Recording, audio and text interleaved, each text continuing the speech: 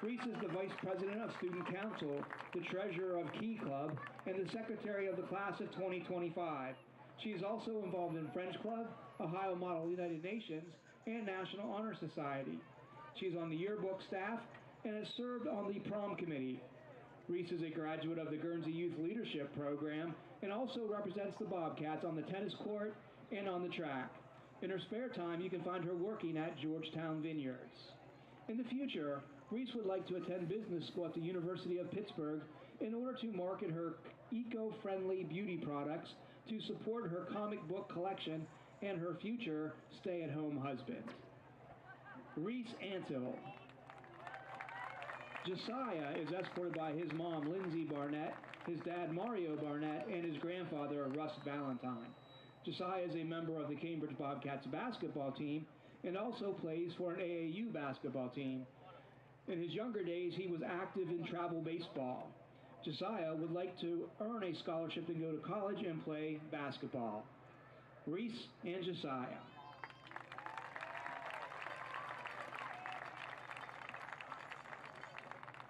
Our next pairing is Maddie Beadle and Silas Fisher. Maddie is escorted by her mom, Sabrina Doherty, and her dad, Wilbur Beadle.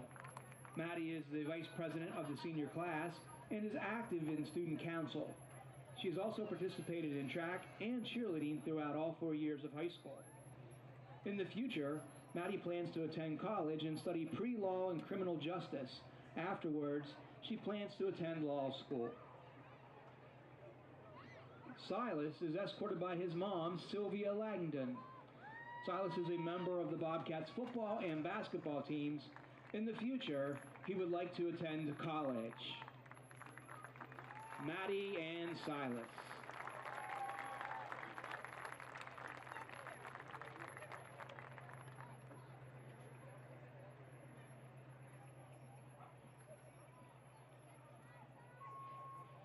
Our next candidates are Zoe Caldwell and Sinjin Gibson.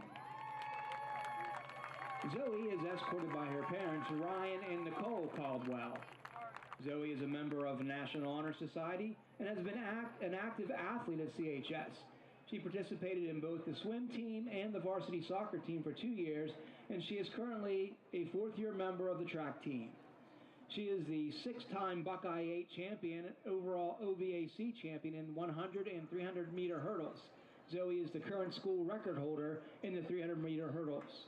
Next year, Zoe plans to further her academic and athletic career by running track in college while obtaining her business degree and real estate license. Zoe Caldwell. Sinjin is escorted by his parents, Tim and Tamara Gibson. Sinjin is involved in the Spanish Club, Student Council, National Honor Society, and the Fellowship of Christian Athletes. Sinjin plays football and basketball and is a member of the track team. He is also one of the Fagawi tribe leaders. Next year, Sinjin would like to attend the University of North Carolina and major in sports marketing. Sinjin Gibson, ladies and gentlemen. Our next pairing is Emerson Jeffries and Riley Humko Green. Emerson is escorted by her parents, Ryan and Tara Jeffries. Emerson is a 3-year varsity cheerleader. She is also a member of Student Council, Key Club, and French Club. She is active in the Family Career and Community Leaders of America. Emerson plans to attend Ohio University next fall, where she will major in psychology with a minor in business. Emerson Jeffries. Riley is escorted by his mom, Hillary Humko, and his dad, Brandon Green. Riley is a member of the football team where he has earned 3 varsity letters. He has also played basketball for 4 years of high school where he has earned 2 more varsity letters. Riley is also attending the welding program at Belmont College and is taking the CDL classes that are offered to Cambridge High School students. He has volunteered at the local Children's Advocacy Center since he has been in 5th grade. In the future, Riley plans to complete his welding and CDL programs and to get a job with the oil and gas industry. He is planning to be debt-free and buy a house and a Hellcat SRT by the age of 21. Riley Humko Green.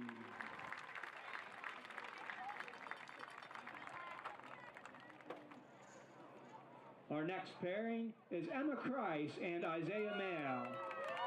Emma is escorted by her mom, Ashley Kreis, and her dad, Aaron Brown. High school football from ABC Sports on WILE-FM, Byesville, Cambridge. Emma is active in the National Society of High School Scholars, And the it Society is of week Torch 5 and of the Laurel, high school and the football Congress of season, Future and Medical at Leaders. Cambridge, it's Emma is also homecoming. a competitive athlete as a member of both the Bobcat tennis team and the basketball team. Homecoming festivities on Emma the is field currently right now. enrolled in Ohio University's Introduce the pre-medical top 5 program. candidates. She plans to Cambridge attend medical school to become on the field tonight. We'll be hosting a the Bellaire surgeon. Big Reds, who are 3-1 Cats at 0-4. Isaiah is escorted by The his news mom, of the moment is Cassie Harbin. who's going to be the king and queen. Yeah, it's homecoming, man. You got a good crowd. Everybody back for it. Oh, yeah. Look, week 5, and it's been perfect here the last couple of weeks, so you can't complain too much. Beautiful night. Yeah, great night for football, and certainly all the festivities. No rain tonight, none in the forecast, and a little bit warm maybe for week 5 of the season, but the Cats come in with high hopes tonight, but Bellaire at 3-1. They played a pretty tough schedule. Their only loss is to undefeated Barnesville back in week 2. But talking to their coach before the game, and Mark Boner, they come in pretty healthy, and he likes what he's got. Yeah, I mean, they have a few new faces this year, but one that's not new is Coach Boner in his 3rd season, 16-12 overall with Bellaire, and a nice 500 record overall, 34-34, was at St. C for 4 years, a few years ago. So, yeah, Mark, he came up and visited you in the press box, had a little story for you about a couple things. You guys are old baseball. Well, he's got a grandson that has HLH. Yeah, he and I coached against each other for years in baseball. And he's got a grandson that has HLH, and he's been in the hospital for quite some time. He's coming home today for the first time, and he's pretty much in remission, and they think he's going to be fine now. But that's great news. Well, welcome home. Congratulations to him and the family and the grandson, JD. Where's the hat? It says JD on it. Okay. So that he was recently accepted into at the University of Cincinnati. So Bellaire, 3-1, wins against Buckeye Local, Bishop Thomas from Canada, and Brownsville, Pennsylvania last week, and their lone loss to Barnesville, 50-6. Of course, Barnesville, pretty good team this year, and they have been for several years. Yeah, but nothing different, really. A couple new faces for Bellaire this year. Nothing really different, though. They still run that pro-style offense. They still like to get the quarterback throwing the ball deep. But as we talk, there's the king, St. John Gibson. Didn't want to step on the announcement. There you go. As you can see in the close-up there, yeah. King St. John. King St. John. We probably shouldn't talk over the big announcement here in a moment either. We'll let him go, you know. The king's a king, but hey, the queen is she's in charge, right? That's right. 2024 homecoming queen is Maddie Beadle. So Maddie Beadle. So the king, St. John Gibson, and the queen, Maddie Beadle, congratulations to the royalty tonight. Maddie and everybody on the top pot. Putting her crown on. Yeah. We'll sort that out. Oh, yeah. They'll get her figured out. She looked a little distressed, right? A little bit. Trying to hold it on. And then the cape, too. You got to get the cape.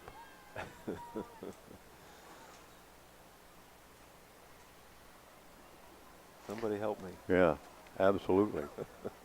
It'll be picture time here shortly, right? So we got to get that squared away. That's so right. The king and the queen named here tonight in pregame festivities, and now the main event coming up here in a couple of minutes. And of course, the Bobcats through 4 weeks really struggling on both sides of the ball, John. Yeah, and as expected, and we talked about it really the first 4 weeks, that they're young, man, a lot of new faces, and and a new coaching staff too. So a lot of new moving parts for the Cats and some different quarterbacks in and out because of injury and those kind of things. So, yeah, they've struggled to put points on the board. Kind of knew that coming into the season. Even though they're giving up 47 points a game on the defensive end, there has been some improvements. I know that's hard to say when you're giving up 47 points, but there has been some improvement on that side of the ball as well. And they sustained some drives on the offensive end too. So tonight, going to have to certainly clean up some things from the last couple of weeks, stalling on some drives when you're starting to get in to the red zone. Don't know exactly what we're going to see at the quarterback spot tonight. I would assume you'll probably see both again, a little mixture of the two. So it'd be a nice game, especially homecoming, to get the ship going in the right direction. Yeah, you know, maybe part of that is you stay competitive enough to not have a running clock in the second half. That's something they've had to deal with the last few weeks. Pregame continues here from McFarland Stadium. It is homecoming, celebrating the King, St. John Gibson, and the Queen, Maddie Beadle. We'll take a break on our pregame. We'll be back with more, including a look at tonight's starters right after these messages. Looking for reliable insurance that fits your life? Look no further than Allen Hunter State Farm in Cambridge, Ohio. From auto to home to life insurance, we offer a range of options tailored to your needs. With our friendly, knowledgeable team, you'll get the protection and peace of mind you deserve. We're dedicated to being there for you, just like a good neighbor should. Call Allen Hunter State Farm today and discover how we can help you safeguard your future. Call 740-439-5385. Like a good neighbor, State Farm is there.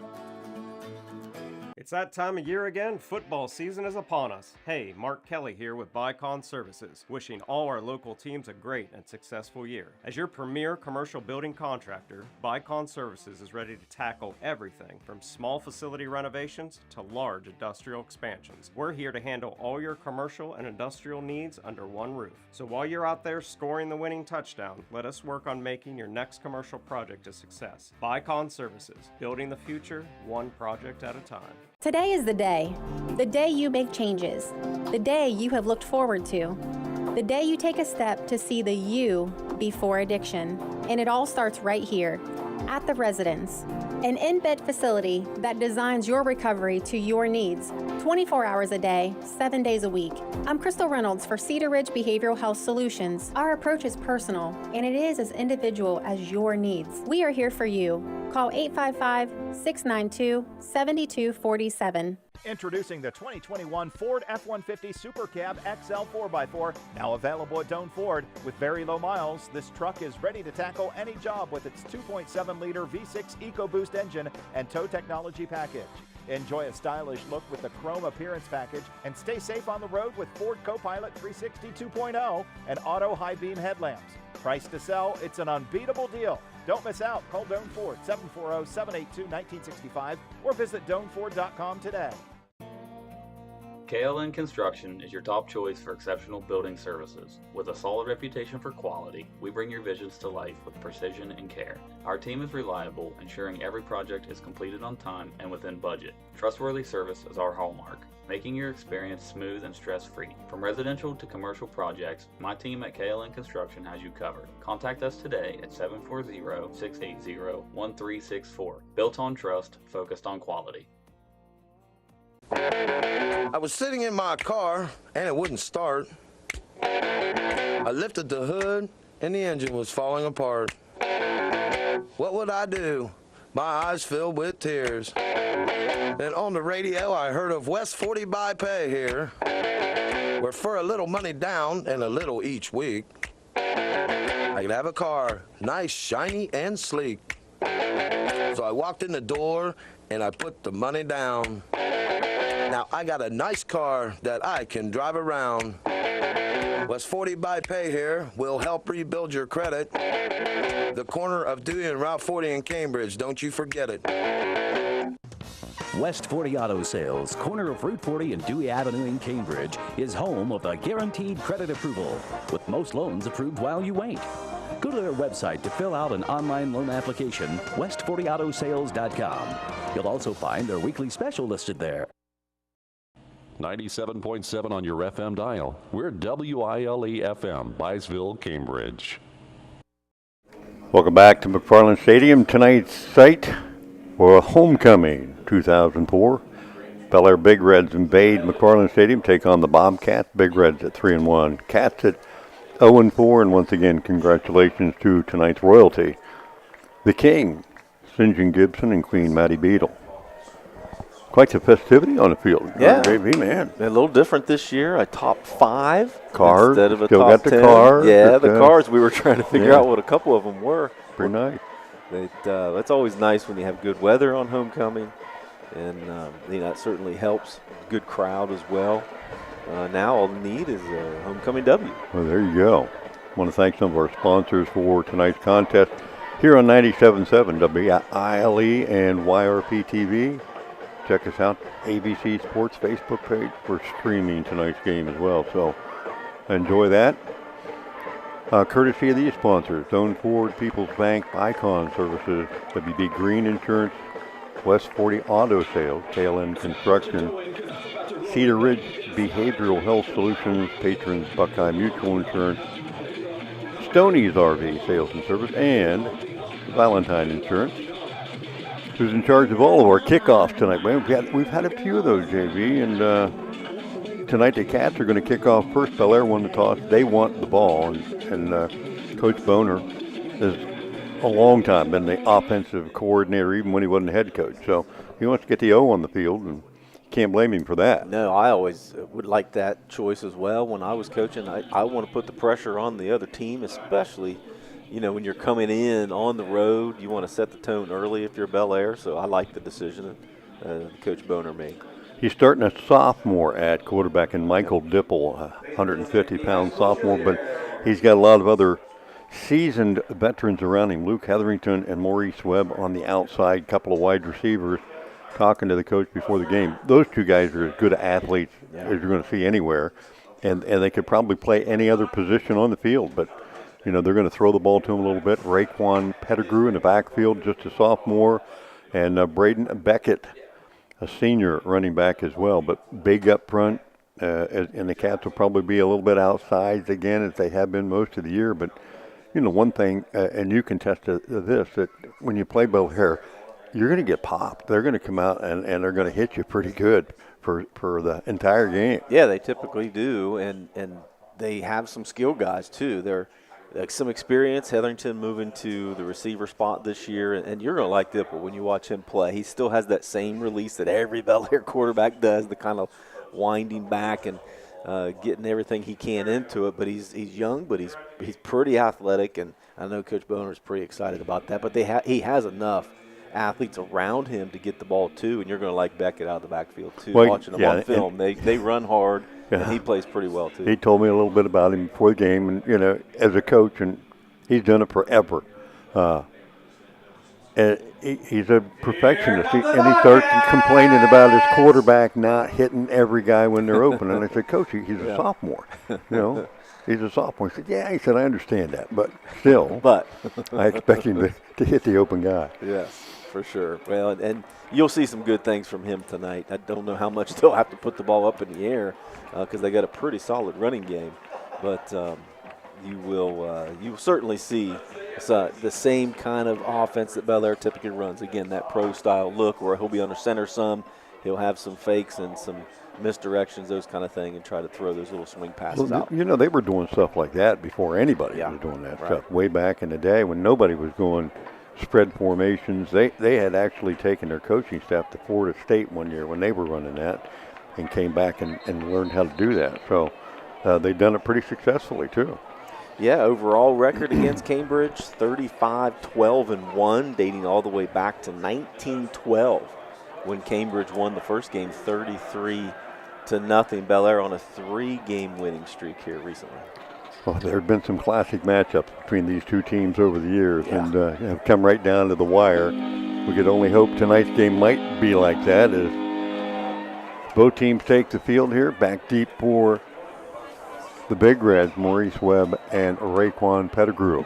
Fast and maybe faster as Gibson will take over the kickoff duties tonight. Valentine Insurance Kickoffs on Southgate Parkway in Cambridge. Just about ready to get this homecoming game underway. And he bangs this one down the sideline, and I think that's one of those things where the coach does, you try to kick it away from those guys. Well, out of bounds is away. Yep, yeah, that's one way to keep it away from, that's for sure. And it's not repeat here. Pettigrew, we've heard that name for the last several years down in Bellaire. This is number 3 coming through. So Raekwon, if we say the wrong name tonight, don't get too upset with us. When you have older brothers coming through the system, that's they're what going to take the penalty and have them kick it again. I would too. Heck yeah. You want to get the ball in the hands of your playmakers, so everybody moves up a little bit. Bobcat defense will have their hands cut out for them this week. Their job is going to be tough. Raider King, Silas Fisher, Cody Cullen up front, Riley Wilson, A.J. Lawrence, and Clayton Myers, Damian Shaw.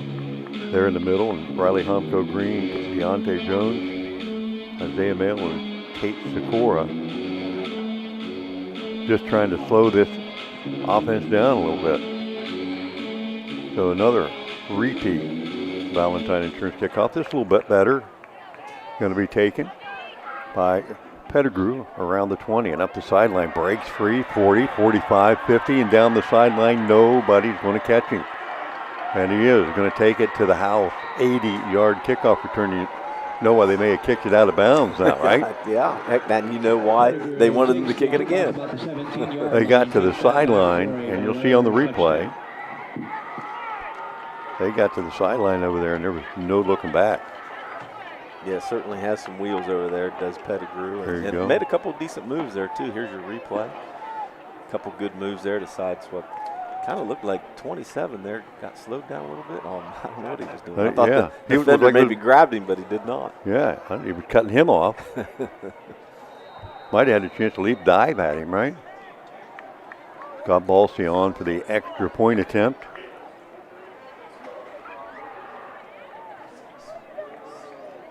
Snaps a little high, but they get it down, and the kick is up, and it is good. So, man, what do we have? About 12 seconds run off the clock here. And Bellaire strikes first quickly with penalties the offense on the field. No, you got to feel good about that. Pettigrew going to have to work on that 100 time.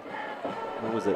I think he caught it right about the 80. Yeah, 82. I think he caught it at the 17. 17-yard line. 83-yarder maybe. But 12 seconds. We'll call it that. He wasn't stretched out yet. He's going to make that under 10 if it's not. Well, you know, you might bring up, if the Cats get another opportunity to do it, would be a squib time, huh? Yeah. Time to get it on the ground. Well, we've seen the Cats have a pretty good return game, too. So don't be shocked. Tate Sikora back deep to Bobcat. Tate Sikora has been the spark plug back there, returning kickoff. Wilson typically is back there with him and tonight. Looks like Lashley. Is 11. that Lashley back there, or is that Sikora? Looks like Shaver, number 11. Is it? Okay. Back deep. That's what I'm seeing. All right. Jay Sean's got some speed back there as well. But the kicker doesn't have a big leg, so maybe the Cats have moved some guys around anticipating a short kick here. And there's a Valentine Insurance kickoff that goes down to about the 19. Sikora takes it there and up to the 30, 35, and across the 35 before he's taken down. So much better field position than the Cats enjoyed most of last week. Yeah, that was Riley Wilson there on that return. He had a couple good returns last week as well. Him and Sikora have been back there most of the time. And, Riley was our player of the game a couple weeks ago because of his return game. But Sikora's had a couple of hiccups back there returning the ball a little bit. So the Cats take over on their own 37.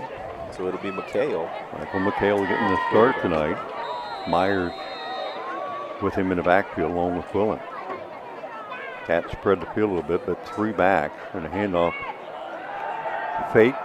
McHale in the flat, and that one batted right back in the face. And, you know, Michael pretty quick, but he doesn't have the size, and they got to get him outside a lot of times. And you saw what happens there when you get somebody right up on him. Sure. Yeah, just a good play on the defensive end. to be able to time that jump perfectly to be able to block the throw. Keegan Davis, Quentin Scott on that front line there as well.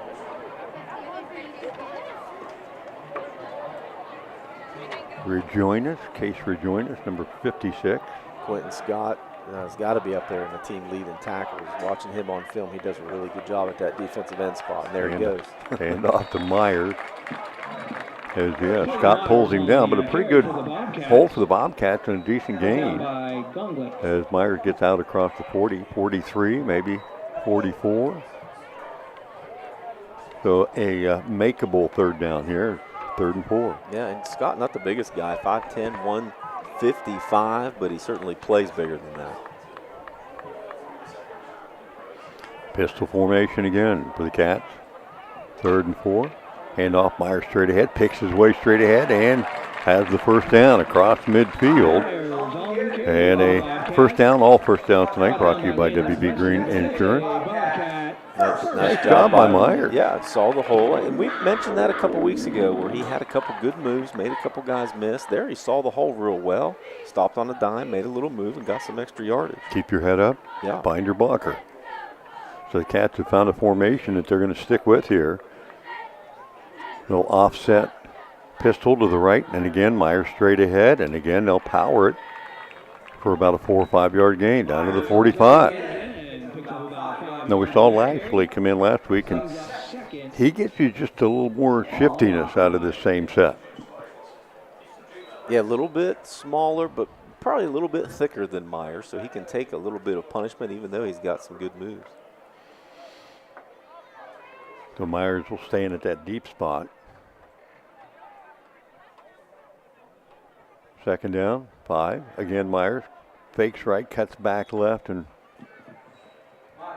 runs right into the same guy we've been talking about, Quentin Scott. I think he's made a tackle on just about every play so far.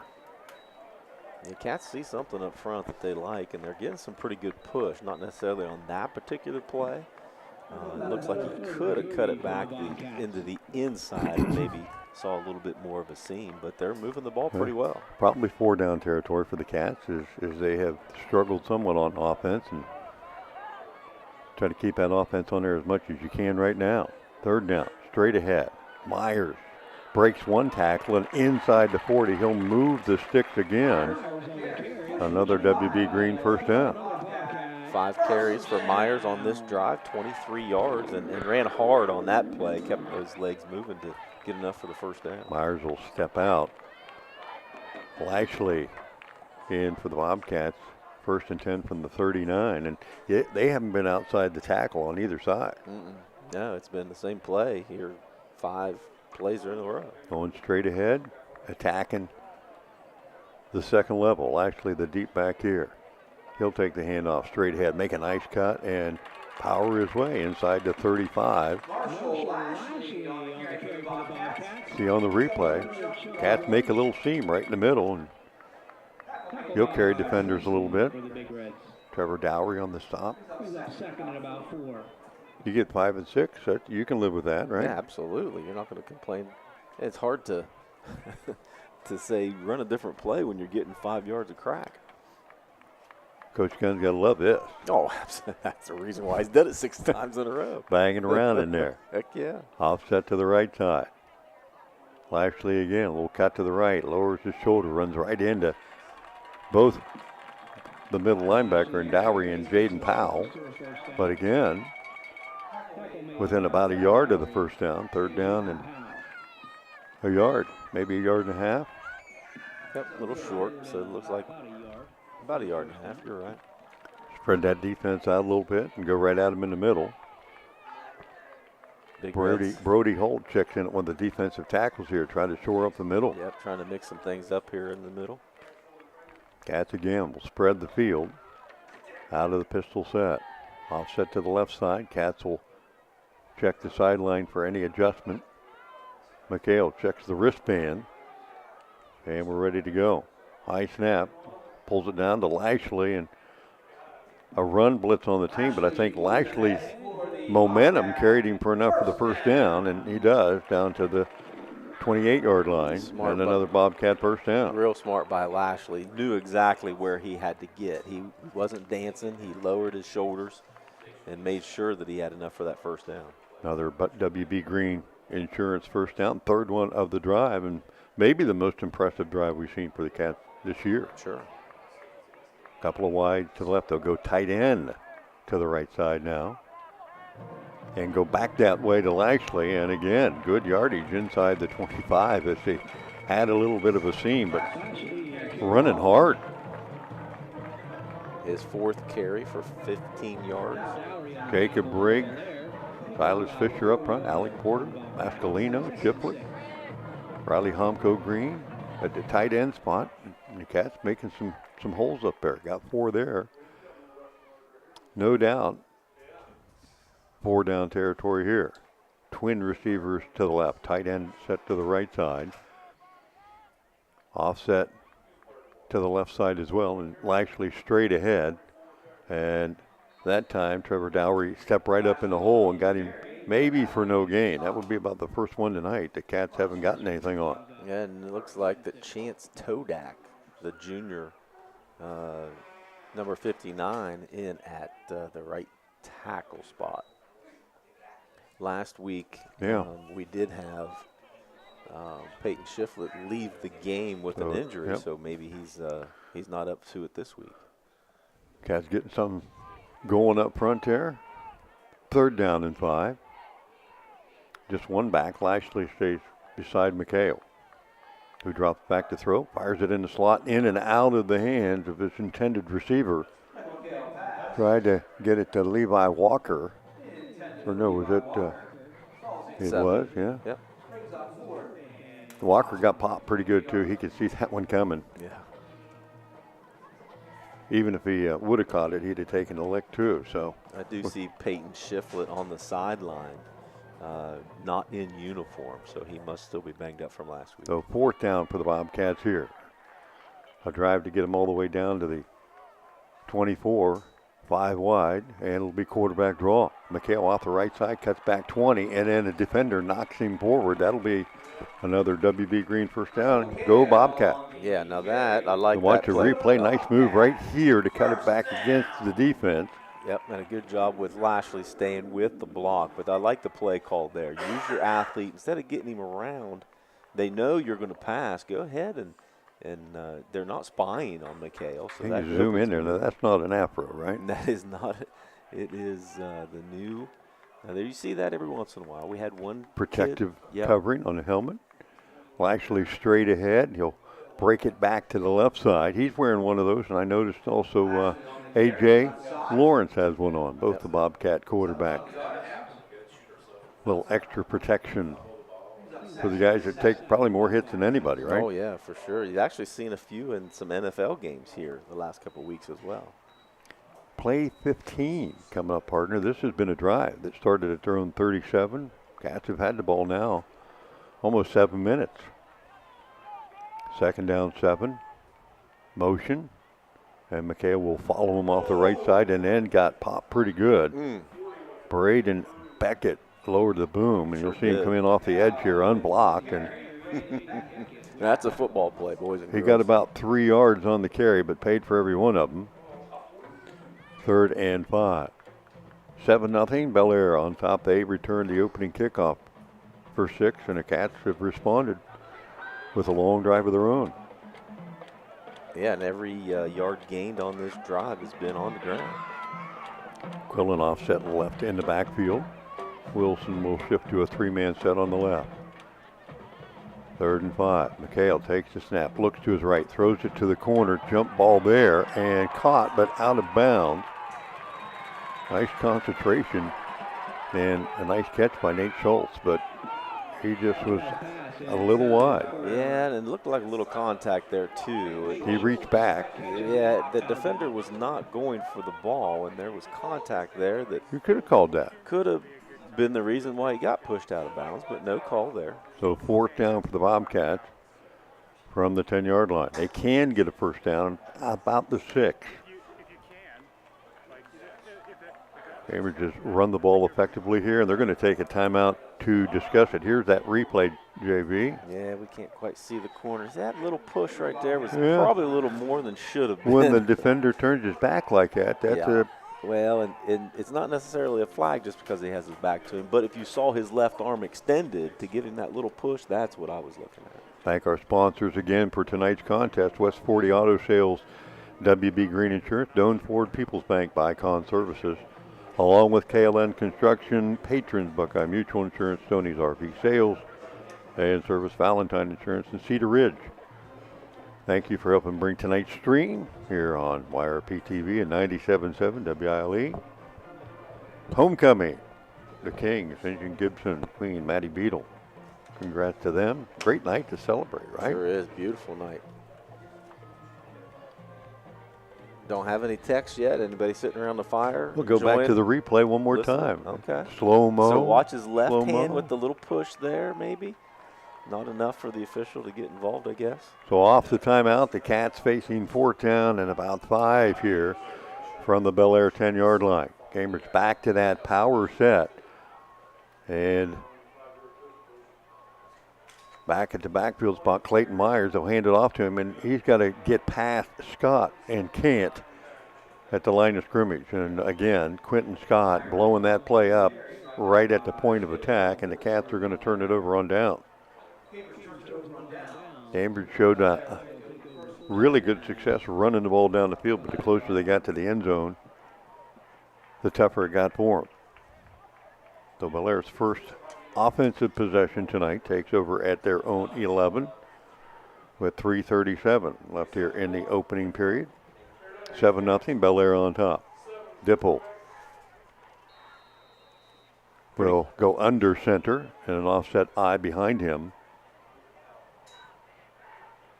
Toss sweep near side to the edge. Maurice Webb still on his feet. The flag behind the play, and Webb still across the 20. He made a lot of guys miss him, and he's not the power runner, but he's just trying to make everybody miss. And see what the flag is. Well, it's on the line of scrimmage, so you would assume it would be a hold.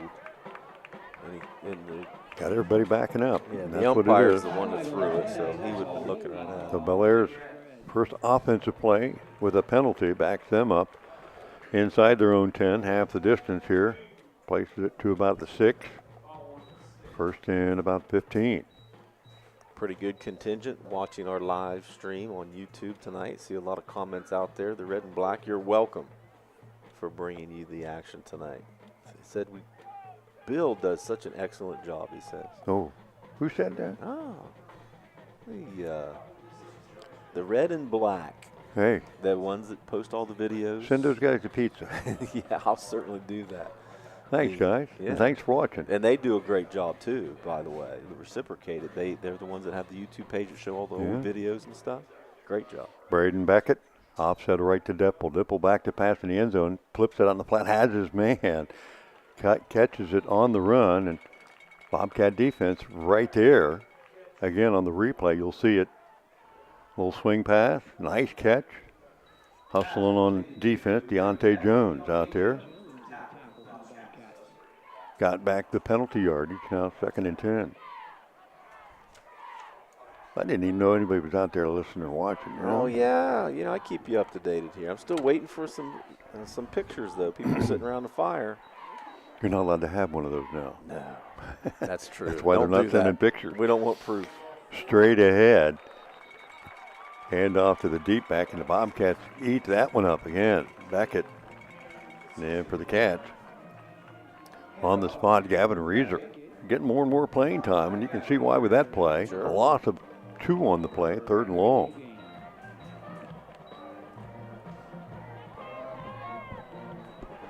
.222 left to go in this first quarter. 7-0 Big Reds. And they'll spread the field a little bit here. Dipple under center. Beckett, the lone back, 3 wide to the left. Dipple rolling to his left, looks down the field, squares his shoulders, has a man, and I think he underthrew his intended receiver there, Luke Hetherington. Yeah, tough just to, for anybody to roll to your left and Dipple's a big guy. He tried to turn his shoulders, but you saw you just can't get as much mustard on it rolling to your left being a right-handed quarterback. So Bellaire in their first offensive possession to get the offense out there.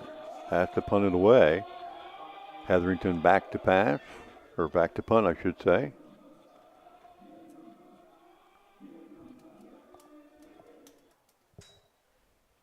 Plenty of time. Little end over end. It's going to bounce around the 35. And Tate Secor is just going to let it go. And it stayed in bounds across the 50. Still pretty good position for the Bobcats' second possession. So we do have some laundry on the field, though. Yeah, right there in the middle. Yeah. And a Cambridge player was celebrating the flag, so maybe it's against the Big Red. We'll see. Change that field position one way or the other. Well, either way, it's going to be good. Find the guy in the white hat, see what he does here. Well, they may have picked it up, huh? Well, he's giving it to him to mark it off. So we'll see. There we go. Mark it from the end of the play. Still no signal. Here we go. Personal foul on the Big Red. So, yes. So that will improve the Cats' starting position here on this drive. After a 17-play drive initially for the Cats. They come out of it with no points, but they certainly switched the ball position here. Yeah, that's field huge. Position is in their favor. I mean, you got to punch it in when you're inside that 15-yard line, but if you don't, you feel pretty good about getting it back at your own 38, or the opponent's 38. Yeah, plus position for the Bobcats, maybe the best they've had this season, starting at the 38-yard line. Offset eye to the right side, out of the pistol.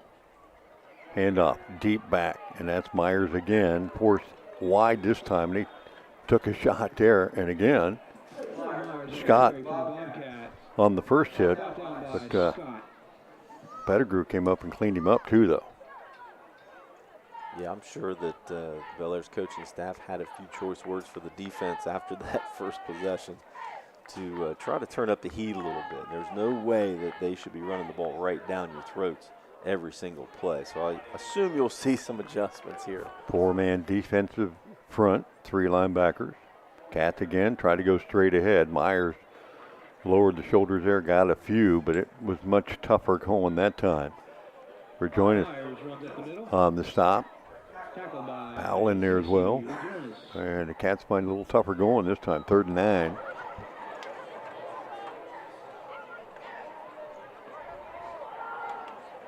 So McHale with Myers to his left, 3 wideouts left as well, 1 to the right side, 3rd and long. Looks back to the right side, and a flag comes in, movement up front. Look like the receiver starting trying to get a little head start on the edge. Back him up 5 yards.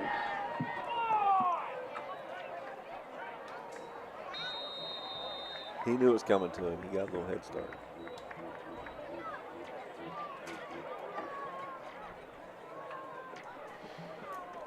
So 3rd now and about 14 for the Cats. Final 30 seconds of this opening period. Bobcats have played the Big Reds pretty tough here early. They can sustain something here. 3rd and long. McHale looks to his left, fires it out there, and another guided missile. That time Maurice Webb come flying through the picture. Intended for David Acton. So 4th down, and the Cats send in the King. And Gibson goes punted away. Got to wonder if he's going to try to catch this one out of bounds. Back deep, Hetherington. Yeah, it would certainly be to their benefit to angle it right down this right side. And Pettigrew got it away, high kick. Hetherington will call the fair catch at the 12. Good kick that time by Gibson. No return. And once again, Bellaire going to be back up deep in their own territory. Yeah, perfect punt there by the King. I mean, again, to angle it to that sideline so you don't get a return is ideal, but if you're going to kick it that high. And we got a flag on the far sideline too, though. You kick it that high, he's not going to return it anyway. False start. Okay. Let's do it again. Flag on the play. Bobcats offside. Looks like we'll repunt this Stay one. tuned. End of the first period. We'll try to get you caught up on other scores around the area. JV will scratch away at the statistics and add those up. 10 fingers, 10 toes. We'll figure it out. Gibson again.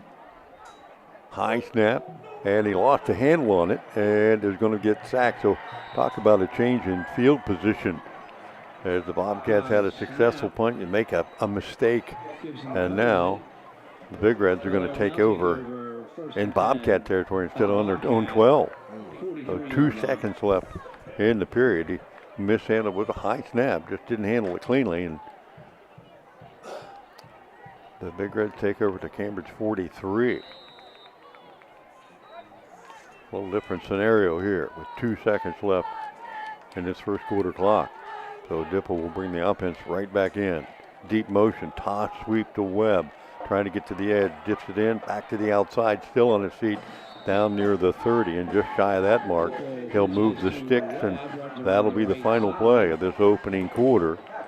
As you see Webb again, get to the edge. Nobody out there that even made contact with him until he got down near the 30. So 7-0, Big Reds on top. You're listening to WLE 97.7 and watching on YRP TV. We'll be back with more high school football right after this.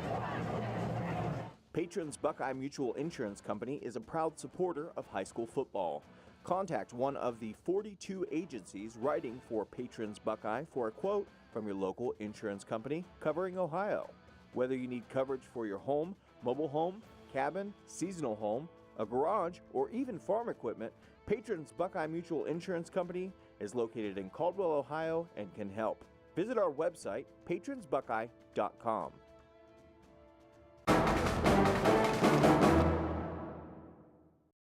Back at McFarland Stadium, ready to start the second period of action, 7-0, Bellaire on top. Thank you for listening and watching tonight and giving us some heads up on some of our technical issues. We read your comments. We're aware of it. We're trying to get some things. You're right, it is the internet, as many mentions on YouTube says. You're only as good as the internet can provide. If your internet at home causes buffering, it's going to happen here too. You imagine what it would be here. Yep, sure. That's what's happening. Yeah, so we're trying as best we can to get her. Get her going. We're going to get another coat hanger and hang it. John's holding one up. I got to hold one up on this side. No lightning in the area, so we'll do what we we're can. good to go. First and 10. Big Reds from the Bobcat 31-yard line as we start the second period. Bellaire on top 7-0. Motion again. This time the deep back. Pettigrew. He'll get to the edge left side, make a cutback. Still on his feet after 5, 6, 7. And there's a flag, and Pettigrew still fighting for extra yards. He got about 15, but let's see what the flag is. Right along the sidelines. Usually when a guy gets to the edge, it's a hold, right? Sure, yeah, one of the outside receivers, but there really weren't any receivers there. He had 3 lead blockers coming out of the backfield, but Cambridge's defense responded and came up, so they had to be able to catch him. Going to be the deal anyway. Yeah. So what was a 15-yard gain is now going to be, that's a minus yard. 25-yard difference there. Yikes. Mark it all the way back to the 39. Bellaire's third penalty so far for 30 yards. Cambridge with 2 for 10. Second on the offensive side. So Dipple will be back in the gun here. Bobcat showing blitz. And a handoff straight ahead and into the secondary goes Beckett, and he is rumbling inside the 15, down near the 10. And a lot of lateral movement in the backfield, and the Bobcats have been burned a couple of times by that toss sweep. This time Beckett just goes straight ahead. Lots of yards and a first down. Well, no problem getting that 25 back and 10 more. 35-yard gain on that play. Right up the gut. Just outside the 10-yard line. Yeah, you had to kind of blink twice to see who had the ball. Good ball handling by Dipple. Goes under center. Deep motion. There's the toss to Webb again. Trying to get to the edge. Dragging defenders and inside the 10 before he's finally knocked down. Flag. Good block out on the corner. Bobcats whiffed on him a couple of times. Another hold for the Big Reds. So their second penalty in this drive. Of course, if you've got playmakers like they have, you can overcome a little bit, and they certainly have so far. Yeah. Only score so far tonight. Raekwon Pettigrew took the opening kickoff all the way back. Bellaire trying to add a second score here. Back at the 21 now.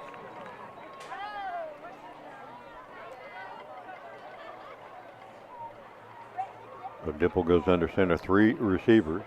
Spread to the right. Back it to the lone back. Play action. Dipple rolling to his right. Has an intermediate receiver. Did he hold on? He's going to give it to him. Landon Preston. And that ball thrown a little behind him and short, but I think he came back and got it. Yeah, it was awful See close. the replay. You'll see it here. And got his hands underneath there. Now, if we had the ability to go slow motion replay and look at it from a different angle, yeah, maybe not, but that will be completed. No, he did what he had to do. Got his hands underneath the ball. Down to the 9-yard line. Who was that? You said number 9. Landon Preston. Landon Preston. So second down and motion. Maybe too much motion, huh? Yep. That's going to go against the Big Reds as well. Their third penalty in this drive. A couple of 15-yarders and now a 5-yarder.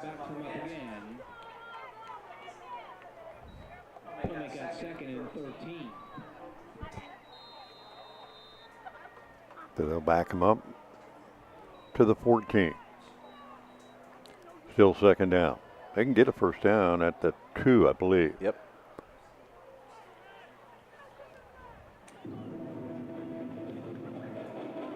A little tighter formation. A couple of tight wing backs. Oh, looked like right out of the Wildcat. Direct snap to Pettigrew to the right side. Makes one guy miss. Still on his feet inside the 5 and a ball loose.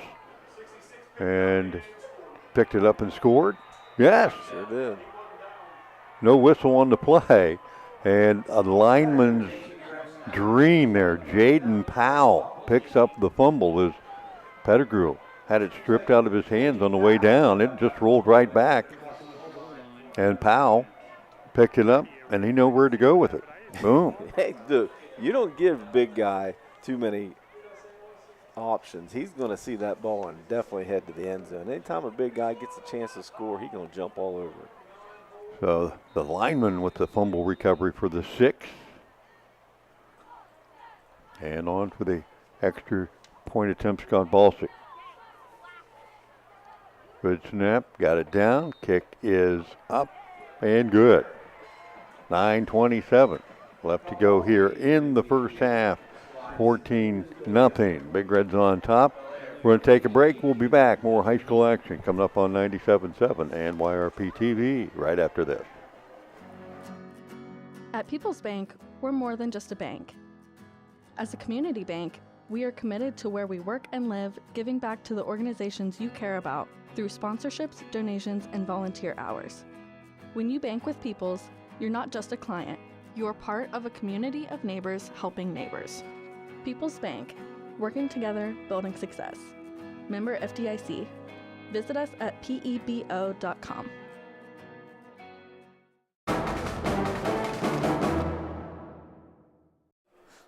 Back at McFarland Stadium, 14-0. Your scoreboard update brought to you by the Bradley Lending Team with First Ohio Home Finance. And a ball on for the Valentine Insurance kickoff.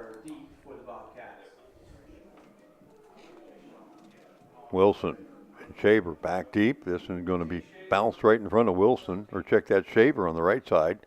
Got it on the second hop and then yanked down short of the 20.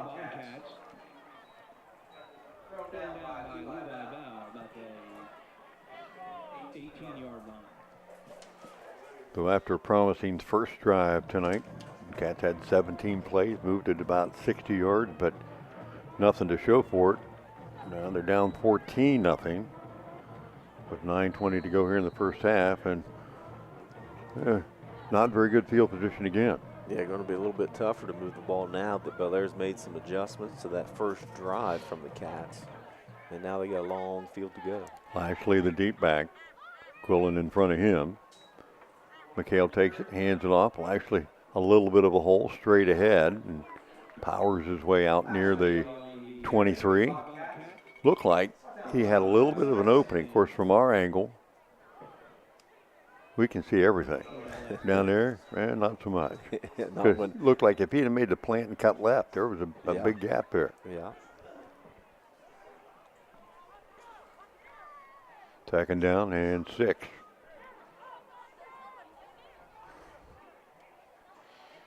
Cats will stay in that deep pistol set. McHale again, straight ahead. And boom, lowered. Man. Blitz that time. Coming off the edge, Keegan Davis, unblocked. And he got to Lashley before he got to the line of scrimmage, a loss on the play. 2 big hits we've seen tonight. One from Beckett. And then on that play, both of them unblocked and big hard hits. So 3rd and long for the Bobcats, 3 wide to the right. McHale rolling that way, looking, firing out, and that flat has a man. And Homko Green hauls it in, and contact right at the line, Maurice Webb. Wow, that's a pretty good, generous spot there. Yeah. Boy, I didn't see think the he got replay. to the 30. I didn't think he was there. No way. Right on the number. Still a first down, but he did not get to the 30. But Cats will take her. Another WB Green Insurance first down. Yeah, you're right. He got maybe a half a yard out of that. He would have had the first down anyway. But yeah, right. First completion for McHale. Cats get back into that pistol look. And again, try to pound it ahead. Lashley, a little tougher yards this time, but positive ones. Outside the 30 near the 34. Campbell on the stop. That's Lashley's 9th carry for 25 yards. The Cats getting back to their roots tonight, pounding the ball, huh? Everybody wants to spread everything out and throw it. They're having good success tonight on the ground. Twin receivers left. Offset pistol that way as well. 2nd down and 6. Quick pass, left flat. That's completed. And up the left sideline, Schultz hauls it in and got close to the line to make. Let's see. Had him at the 39, and that's going to be maybe a yard shy of what he needed. Check this replay out. Looks good. Yeah, big opening there for Schultz to be able to gain positive yardage. And Webb got him. Good job, Webb coming up and keeping him short of the first down. So 3rd down and about a yard. Cats come out again, spread the field, power set in the backfield. Handoff, the deep back, straight ahead, and it moves the pile. Quentin Scott having a game on defense. He had Beckett on the stop, but Lashley moves the sticks again for the Bobcats. 1st and 10, courtesy of WV Green Insurance. Once again, Cambridge starting to drive well. Can they finish one? That's a $64,000 question. Well, they're going to need to. Down 2 scores already here. They'd feel real good about putting some points here going into halftime. Under 6 to play. Running clock 14-0 Bellaire. Cambridge 1st and 10 for their own 42. Again, handoff to Lashley. Picks his way forward. Makes a couple of guys miss and just shy of midfield. Tripped off by Beckett. Beckett on the stop again. Beckett lands a pretty good punch for a guy that's not huge, right? Well, it looks like he has some 150 pounds. Yeah, it says 5'10", 150. Boy, he looks bigger than that. He comes up, puts a pop on when he can. Because if you're playing safety, you get a little head start. You can move a pile, right? Right. 2nd down. Again, straight ahead for the Cats. And across the 50-yard line.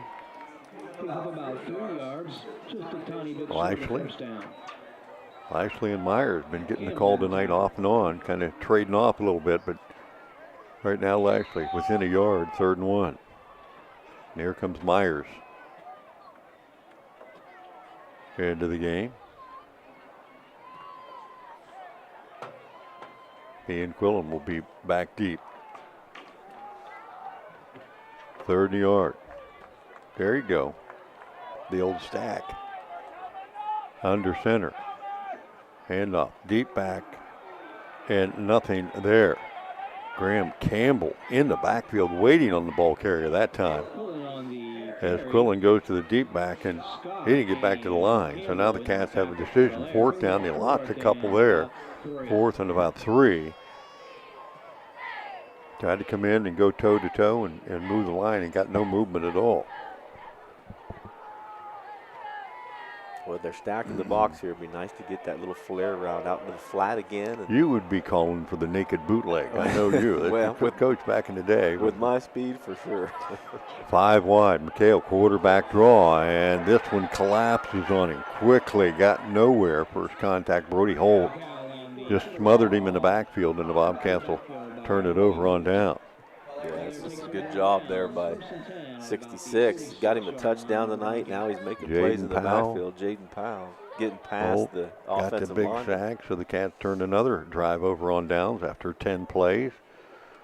And with 3:43 left here in the first half and a 14-0 lead, the Big Reds will take over at the Bobcat 46-yard line. Dipple under center. Beckett offset to his right. Motion across. Hands it off, going back the other way. And inside give to Quentin Scott. He's got room down the sideline. 20, 15, 10. Bobcats finally drag him down. Sikora inside the 5. Look at this replay. That you talk about misdirection. Yeah. That's a tight end reverse. With some lead blockers. And nobody even knew who had the ball, I think, for a while. So inside the 5-yard line, 1st and goal for the Big Reds. Talk about misdirection. I've watched it twice and I still don't know how they did it. Wildcat. Pettigrew with the snap, hands it off to Webb, and good defensive stop that time by the Bobcats. Damian Shaw. Webb on the carry, stopped by Damian Shaw. This is 2nd and goal. No gain on the play.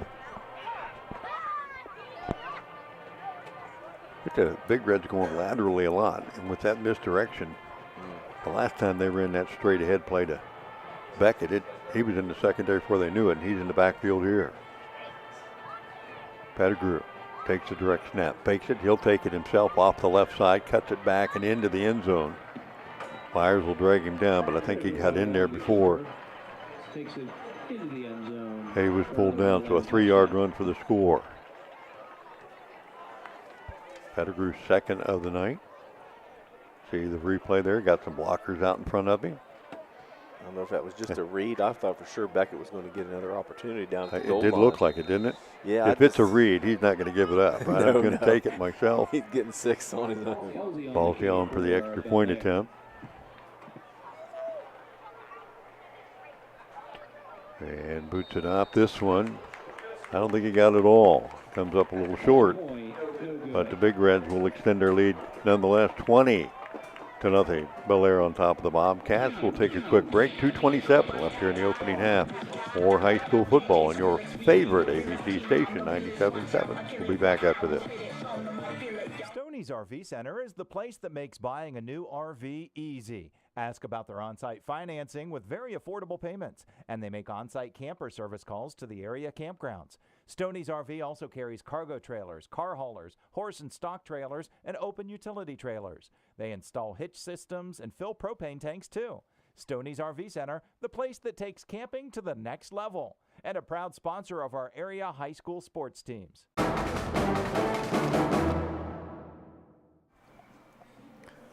Back at McFarland Stadium, awaiting another Valentine Insurance kickoff. Ballsy will approach and squib one deep. Takes a couple of hops. And the Bobcats will have to fall on it at the 33. Quillen on the ball there. So I'm adding up the total Big Red offensive plays. I got 3, 4, 5, 6, 7, 8, 9, 10 offensive plays all night long, and they lead at 20-0. over the Bobcats. Cats had 17 plays in their opening drive, 10 in their last drive, but have no points to show for any of that. Yeah, certainly have controlled the line of scrimmage when they've had the ball. So, there's some positives there if you're Cambridge, but the bad news is you're down 20-0. 5 wide, McHale against the 4-man rush. Flips it out in the left flat and in and out of the hands of his intended receiver, Isaiah Mail. And he had it, but I think he heard footsteps too. Yeah, he definitely did, but he had to go up to get it. It wasn't the prettiest looking ball, but certainly one he should have brought in. Stops the clock, 2:21 left here in the first half. 20-0. Your scoreboard update brought to you by the Bradley Lending Team with First Ohio Home Finance and second and long. Again, open set for McHale. 3 to his right, looks that way, fires it there and over the head of Wilson. And again, you got a shorter quarterback in the pocket trying to throw to a guy coming to you and he can't see and he's trying to get it out there. And Wilson a little bit frustrated, that ball well over his head, and fortunate it didn't go back the other way. Yeah, and that's a little bit of experience there too. That's kind of a touch pass. Michael's got to be a little bit easier with that throw, and maybe it was because he was pressured a little bit and just trying to get rid of it, but he had a little bit too much heat on it. That's kind of a touch pass. He'll have to fire it out there. And that's not the easiest pass to make, got a guy coming right at because he's coming across a little different way, a little different angle. Cats are going to take a timeout here as they face 3rd and 10.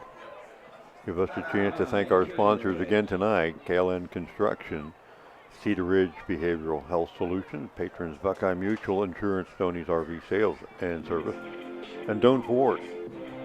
First half for the Bobcats. They've been hanging around, but if you don't put points on the board, eventually they're just going to wear you down, and that's what's happening here as the first half is worn on.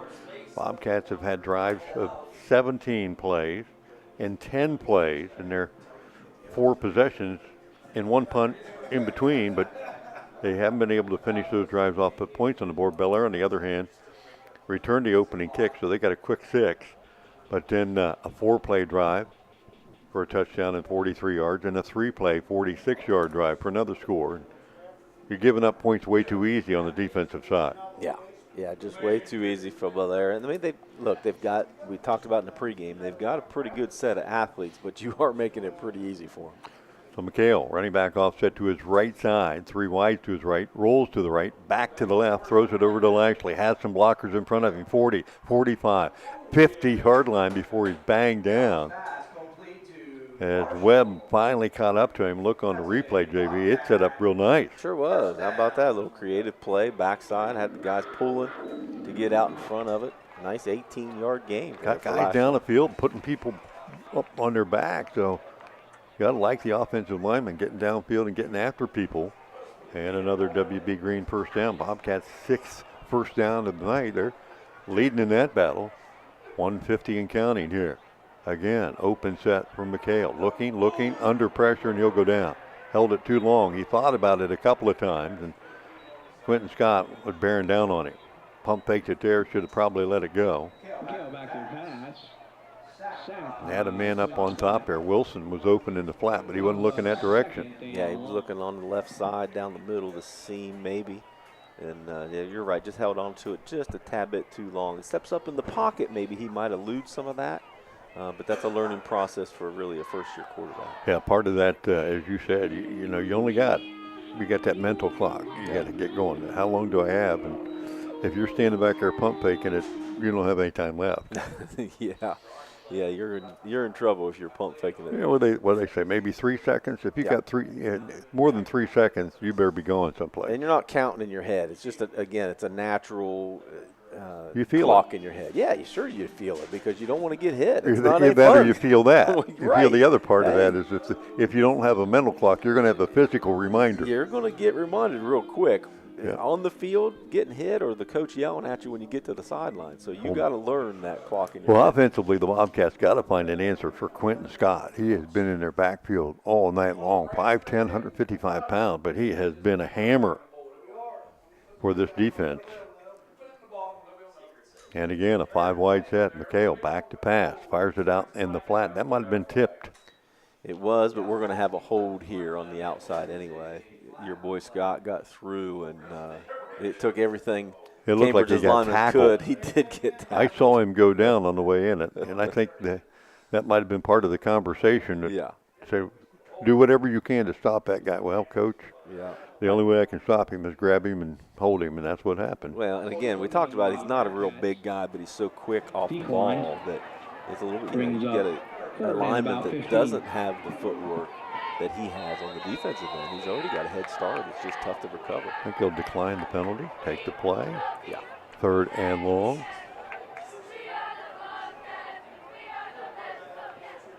Lashley stays in the backfield. 3 wide to the right, 1 to the left.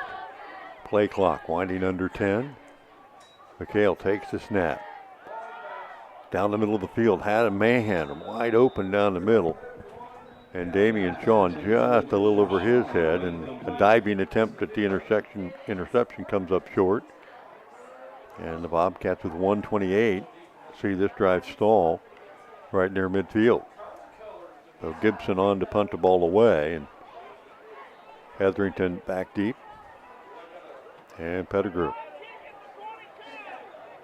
I would be aiming towards the sideline here if I was the King. And there's a flag on the play. Somebody lined up. Yeah, I think they're pointing defensively. Yeah, he is. Had a head in the neutral zone.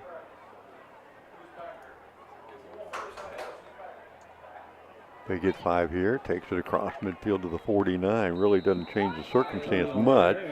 Moves the ball up. 4th and 10 now. King Sinjin on to punt. Gibson. High snap again. Steps into it. High. Spiraling punt again. Fair catch called by Hetherington. And he holds it in down at the 18-yard line. Big Red's on top with 1:21 to go, 20-0. And they'll take over at their own 19-yard line. They've already shown they don't need a lot of plays to score pretty quickly. Yeah, no, again, they've got enough athletes to be able to do that. With 1:21, I'm guessing you might be able to see the quarterback put the ball up in the air. But they've had success on the ground. That's the thing, is you don't big chunks. But, you do have 3 timeouts, so nothing wrong with handing the ball off and seeing what you can get on 1st down. Dipple, motion across the field, takes the snap, looks back to his left. Has a man on the outside. That is completed. Hetherington on the outside. Just not much there. The lineman tried to get out in front of him. But the defense had already collapsed there. And so a timeout on that play by the Big Reds. 1:13 left here in the first half. Thank Doan Ford, West 40 Auto Sales, WB Green Insurance, People's Bank, and Bicon Services for tonight's streaming video. You're going to look at some of the statistics at halftime here, JV, and they're not going to tell the truth of what the score does. It's 20-0 Big Reds, but the Bobcats have had some pretty productive drive tonight, but no point to show for. Bellaire, on the other hand, has only a handful of plays. Yeah, real similar to a few weeks ago when John Glenn came to town, and they had great field position all night. I don't think they had 100 yards rushing, but they had 4 touchdowns or 5 touchdowns on the ground. So very misleading, but you're right. We'll dive a little bit deeper into that when halftime comes around. So 2nd and 6 with 1:13 to go. Big Red's got timeouts left. Play action, rolling to his right. Dipple fires it out there. Has Hetherington again across the 30. He found a dead spot out there along the sideline, and somebody lost him as Lashley helps him out of bounds, but that's enough for a 1st down and stops the clock. 1:06 left. Work that sideline effectively. Yeah, it's Luke's 2nd catch, actually 2 in a row for 17 yards. Dipple's only completed 3 passes. He's only had 5 attempts. But Beckett with 1 catch and Hetherington with 2. Dipple under center. Beckett behind him in the backfield, 3 wides to his left. Back to pass. Looks to his left, fires it out there. Has his man in good coverage. flag on the field. And completed to Riley Robbins, but a flag in the backfield. Wilson was on the tackle for the Bobcats.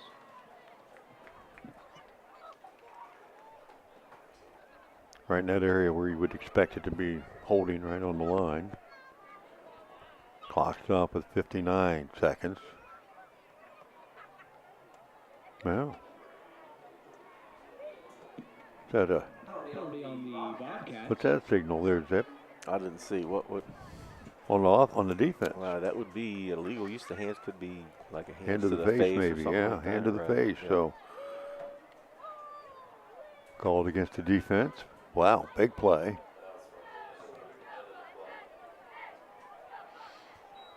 All the way across the 50 to the Bobcat 46. So 59 seconds left. Dipple ready to roll here.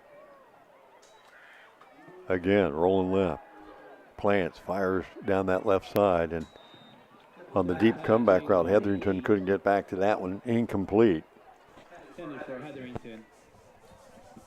Nothing hurt, stops the clock. Still 54 here to go.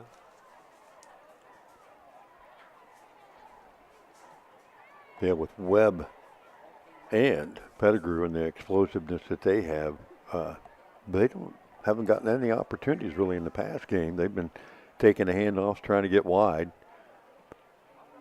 Pettigrew going to spread the field to the right along with Hetherington. Dipple, 2nd and 10, looks that way. Fires it out, has his man Beckett out of the backfield. A nice open field tackle by Lashley. And Big Reds are going to have to burn another timeout. 47 seconds left here in the first half. They lead at 20-0, trying to get something together here late and move it down the field and get another score before halftime. They got the defense kind of on their heels. I wouldn't be surprised to just see him come out and hand it off to one of those guys and let him go. Yeah, I mean, that's the problem is they only got one timeout left, so he gets tackled in the middle of the field. They're going to have to burn one or at least run up to the line and try to spike it. Got to believe they want to save that timeout as long as they can. I'd go back to that little route out here and get Hetherington. Look, he's a bigger target too, so he takes up some space. He can go up and get it. Use that sideline a couple plays to get it down a little bit closer and then run that play. Coach Boner was up here talking to us before the game. He wouldn't let us look at the play sheet. Yeah. We want to make a couple calls. He wouldn't take our advice, though. You notice how he looked I think he probably – I pointed at a couple of them. I think we might have seen those earlier tonight. I'm not sure. 3rd and 8 from the 44. 47 seconds left here in the opening half. Dipple out of the gun. Couple tight wings here. And now motion, deep motion to Pettigrew, and they direct snap, a high one, and the flag comes in too. They try to directly snap that one to Beckett. That was a quick flag. Yeah, so quick flag there. Yeah, that came in real fast. You would assume it would have been a hold. I don't know what else could have happened that quickly. Even a hold. Somebody had to reach out and grab real quick. Yeah, exactly. That's what I mean. Somebody coming off the edge, and they just grabbed him to slow him down. I think Cambridge, yeah, it is a hold. They'll decline, bring up 4th down. So take the play. Brings up 4th and long. 4th and long. And they'll wind the clock back into play, and we're off and running. 4th and about 8. Big Reds will go for it here. Dipple under center, Beckett behind him. Only one deep safety here, so watch Hetherington. 2 wide outs to the right. Looking that way. Dipple now under pressure, and Raider King comes in off his blind side and pulls him down for a sack. Big play by Raider King. Lost the blocker there and was able to come back. And Dipple took a long time, too, back there, and probably way too long. Yeah, he was trying to go deep. As you said, he was looking at Hetherington, and then the safety rolled over, so then he kind of second-guessed and looked for another receiver. By then, King had penetrated enough deep enough in the backfield to be able to get a hand on him. So the Bobcats will get the ball for a play or two here, starting throwing 47. Just 22 seconds left. Trailing 20-0. Again, they'll go 5 wide. McHale takes the snap, looks to his left, fires quickly, has a man on the outside, completed. Lashley spins away from one man, back inbound down to the 35. They'll stop the clock for the first down. Another WB Green first down. Nice move by Lashley there. A la Braxton Miller, huh? So 9 seconds left. The Bobcats quickly spike it and will get another play. Trying to get some magic here from the 37. Enough time for one play. I don't know if you got that play in your playbook. You know, if you're going to, I'd go back to that back screen. Yeah, the back screen they played backside. Got Lashley in the slot to his left. 3 wide to the right. McHale. Just 9 seconds left here before half. 4-man rush. He throws it deep down the left sideline. Had a man. Isaiah Mail had gotten a step there, but just overthrew him a little bit, and they will have time for another play. Bellaire coaching staff can't be happy with that. You know they're going to be throwing the ball and throwing deep. You don't want anybody getting behind you here. And as you said, he definitely had a couple steps on him. If Michael puts that a little bit in the air and floats it up a little bit more. He didn't have a lot of time. His good friend Quentin Scott was bearing down on him from the outside. It was a pretty ball, but he threw a little bit more of a line drive instead of floating it. And a similar situation here, and I think Bellaire is going to have that conversation that we just had. 4 seconds left. You know, what do you think they're going to do here, Coach, right? Right. Yeah, let's use some common sense, guys. You know, they only got 4 seconds. They know they're going to go deep at some point. So kick back a little bit. Do not let anybody get behind you, for goodness sakes. Keep the ball in front of you. Bellaire on top 20-0. Bobcats will get the ball to start the second half. A score here would certainly make things a lot more interesting when you come out with the ball to start the second half. 20-0. Bellaire on top. I want to thank our sponsors for tonight's stream. Valentine Insurance, Tony's RV Sales and Service. Patrons, Buckeye Mutual Insurance, Cedar Ridge Behavioral Health Solutions, and KLN Construction. Stay tuned for our halftime show. A couple of our colleagues will enlighten you. And away we go. McHale, 5 wide again. Lashley in the slot to the left. 3 wides right. Looks back to the left. Steps up. Fires it down the middle. Has a man. And there is a flag and some contact as Wilson had a guy come over the top of him. So the Bobcats are going to pick up a first down by the penalty and one more untimed play. And moving it up into the area where Michael might be able to get a good look at it and put some zip on it and get it in the end zone here instead of just trying to throw a ball. You got like what he did there. They pushed the rush to the outside. He stepped up in the top pocket, bought a little bit of time. So from the 22, one more play here in this first half. No reason Cambridge couldn't take a timeout here and call their best play. They got one left. Scoreboard says they do not. I thought they had one left. 5 wide. McHale, 3-man rush, 2 from the outside, steps up, lots of time, lots of room. Should just take off and run, and he will, to the 15, 10, and going backwards, and he needed to head to the corner of the end zone. That was the final play, but that's what he had, Beckett on the stop, and that'll take us to our halftime break. So the Bobcats, again, showing some promise here in the first half. They need to sort a couple of those things out in the second half and put points on the board. They trail 20-0 to the Bellaire Big Reds. We have reached that halftime break. We invite you to stay tuned. We'll get you caught up on other area scores. Our halftime show. We'll be back with stats and the second half of action. After all of that and these messages. In your time of need, will you be happy with your cut-rate car insurance? Will you have the coverages you need? Valentine Insurance is dedicated to protecting you and your family when you need it. As an independent insurance agency, we have partnered with many reputable insurance companies who even have local claims adjusters to provide you with unbeatable service. Are you going to trust a talking lizard to help you with your claim? Really? Don't let this happen to you. Trust the professionals at Valentine Insurance. Call 260-6699. Promises. You've heard them all. Peace of mind, quality insurance products, superior claim service, all at a fair and competitive price. Since 1848, Westfield Insurance has promised to provide excellent insurance coverage for your home, auto, and business. Sharing knowledge, building trust. That is Westfield Insurance's pledge to their customers. For a quote on protecting your home, auto, and business, call W.B. Green Insurance today. W.B. Green, professional insurance.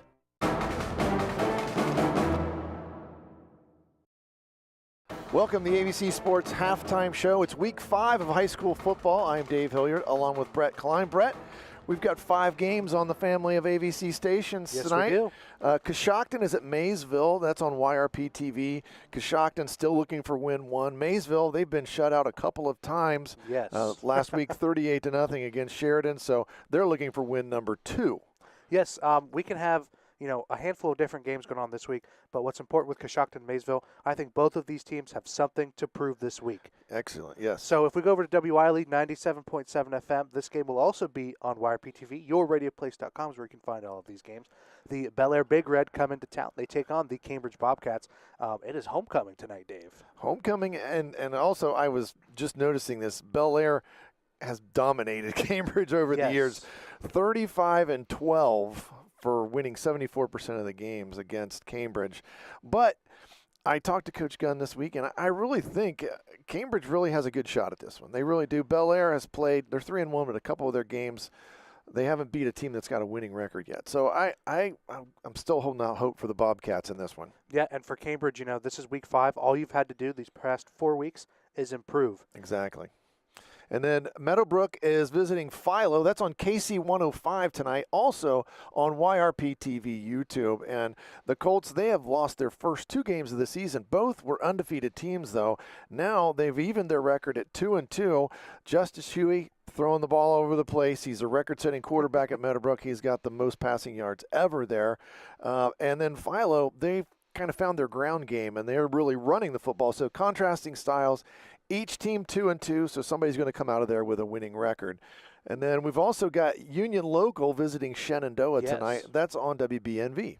Yeah, people can go and they can listen to that game, get the call for all of that. The Jets undefeated, and Shenandoah, they had a great start to the season. Yes. Defeated Edison, but they've had a couple tumbles back and forth. They are 2-2. Right. So we'll kind of see.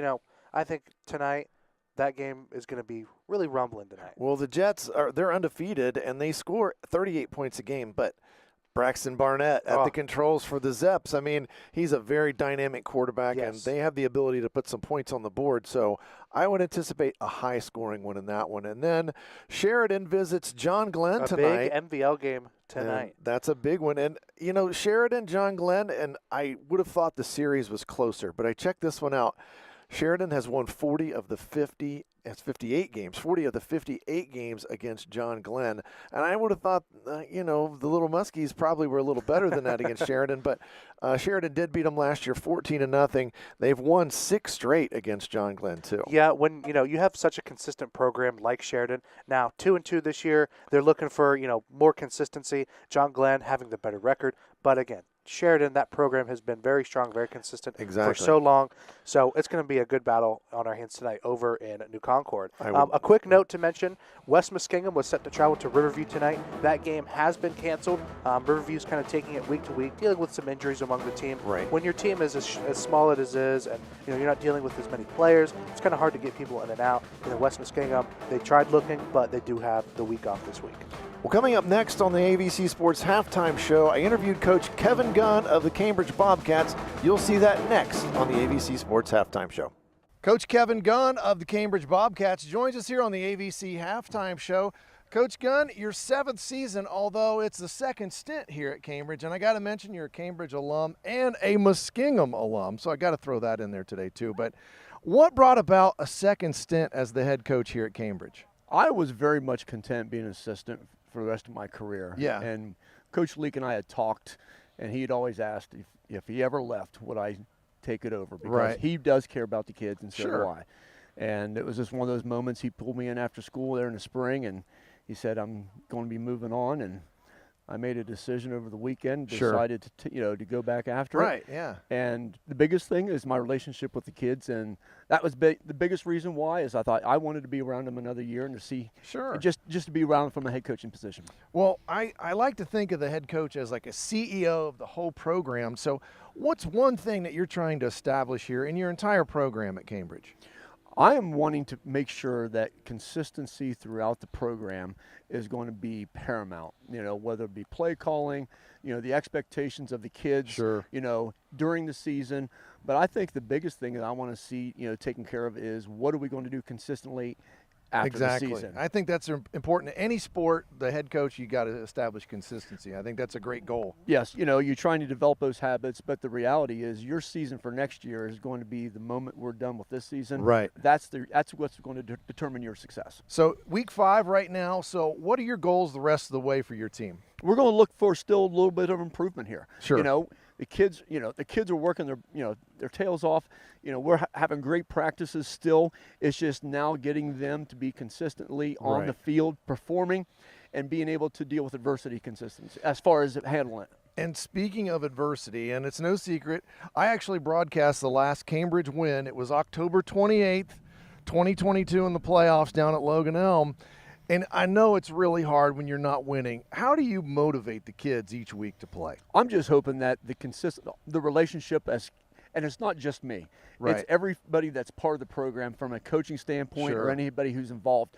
It's their relationship with those kids to make sure that they understand it's important that you got to be able to grind things out each and every day, and there is a reason. The change is not going to happen overnight. Exactly. The change is going to take time. So that's what I want to make sure everybody understands is we got to continue to step forward and move forward to be able to see progress. Well, and you said, improvement, definitely a goal. And then, we're meeting you here before practice. What does a typical work week look like for you guys from Monday going up until game day on Friday? Well, on Mondays, what we try and do is we balance out the offense and defense, and my biggest thing this year from a development standpoint was making sure that we have a lot of time for the JVs and the freshmen so that they get quality reps and they're not just used as tackling dummies as a lot of times it's done because of the time situation. But I want to make sure that these kids are developing, they're learning, and they're getting quality reps and quality coaching from us when it's them, not just when we see them once in a while. So offensively and defensively, what would we expect to see out of you guys this week, as a matter of fact? Actually, what we want to do is offensively, we still want to be able to mix it up, but we want to try and establish a ground game. Right. We've got a plethora of pretty good, talented running backs, and I want to be able to see us, run the ball and establish control of the line of scrimmage, and that's also going to be on the defensive side of the ball. We want to control the line. You're playing Bellaire. What's something you think you need to take away from Bellaire in order to be successful? Well, the thing is, Bellaire, if you look at Bellaire, they are simple, but they're very effective. Okay? And with our kids, it's like, okay, we want to establish the ground game and then build off of that. That's what we would like to do. They've got a speed to be able to attack the edges. We want to make sure from a defensive standpoint that we're doing our having control, making sure our duties and responsibilities, we know what we're doing, and staying to that task. Well, Coach Gunny, we certainly appreciate you joining us here on the AVC Sports Halftime Show, and we appreciate you watching the AVC Sports Halftime Show. AVC Communications is your one-stop destination for all your marketing and communication needs. Whether you're a small business or a large corporation, our expert team specializes in creating customized solutions that drive results. From radio advertising and digital marketing to graphic design and event promotions, we've got the tools to make your brand stand out. Locally owned and operated, AVC Communications is dedicated to helping you connect with your audience and grow your business. Trust us to take your marketing to the next level. Welcome back to the AVC Sports Halftime Show. Certainly appreciate Coach Kevin Gunn joining us from Cambridge, working hard to develop his program, and those wins are going to come for them eventually. It's just a matter of time. He's trying to get things done the right way. Really appreciate, again, his time, the coaches that have to take time out to talk to us. We really appreciate what they do. Of course. And their time demands, so it was really nice he could do that for us. We've got 4 games coming up next week, Brett, on the AVC family of stations. What do we got going on? We do. Down in Caldwell, Caldwell, Fort Fry, one of their 4 home games. Not as many as you want, but hey, you can't fight that too much. Fort Fry at Caldwell, we're expecting a good game. That'll be on WBNV 93.5 FM and YRP-TV, available on yourradioplace.com. We go over just a little bit, if you look on a map, just a tiny bit over. Just a little Philo visits Kirksville. That'll be on Nash Icon 98.5, 107.9. You can also watch that game on YRP-TV. And then John Glenn travels to Byesville. They're going to take on the Meadowbrook Colts. That game, Kicking Country, KC 105 and YRP-TV. And one more game for this week. The East Liverpool Potters making a little bit of a trip to Cambridge. They'll take on the Bobcats. You can listen to that game, WILE 97.7 FM. Well, what's going to happen, I think it's really after this week and then next week, the playoff picture is really going to come into focus, and we'll be talking about who's probably going to be in, who's probably going to be out. One of the projections I'm reading, and this is something we'll keep an eye on as things go on, Brett, John Glenn is in a very tough region. Region 11, Division 3, Tri-Valley's in there. They are projected, if they go 7-3, they won't make the playoffs. That is going to be tough if you are a Muskie fan or even just any form of John Glenn fan whatsoever. I do know that the OHSAA has released their playoff rankings. You can see any local teams that are in that rankings. We have the article on yourradioplace.com. Well, Brett, that's it for this week, and we certainly appreciate everyone watching our games on YRP TV and also participating in our halftime show.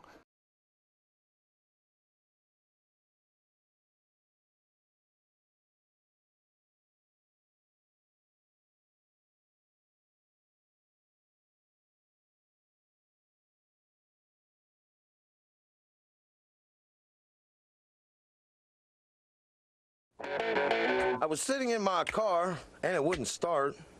I lifted the hood, and the engine was falling apart. What would I do? My eyes filled with tears. Then on the radio, I heard of West 40 by Pay here, where for a little money down and a little each week, I could have a car, nice, shiny, and sleek. So I walked in the door, and I put the money down. Now I got a nice car that I can drive around. West 40 by Pay here will help rebuild your credit. The corner of Dewey and Route 40 in Cambridge, don't you forget it. West 40 Auto Sales, corner of Route 40 and Dewey Avenue in Cambridge, is home of the guaranteed credit approval, with most loans approved while you wait. Go to their website to fill out an online loan application, west40autosales.com. You'll also find their weekly special listed there. Jake from State Farm. I'm winning. I finally cleaned my house, so I'm breaking out my new tropical room spray. Keep winning and create an affordable price just for you by bundling your home and auto with the State Farm Personal Price Plan. It's like your own personal paradise. Ooh, hey, grab me a coconut water. Bundling, just another way to save with a personal price plan. Like a good neighbor, State Farm is there. Prices are based on rating plans that vary by state. Coverage options are selected by the customer. Availability, amount of discounts and savings, and eligibility vary by state. Hey, what are you doing up on the step stool? About to clean these light fixtures. The whole family's coming over, and if there's even a speck of dust in the house, my abuela will find it. Here, I got a Swiffer duster to help with that. A Swiffer what? A Swiffer duster. It has this cool extendable handle that reaches 6 feet to get high and low, with fluffy dusters that easily trap and lock dust. So no more step stool? No more step stool. Easily trap and lock dust from hard-to-reach places with the Swiffer duster. Love it or your money back.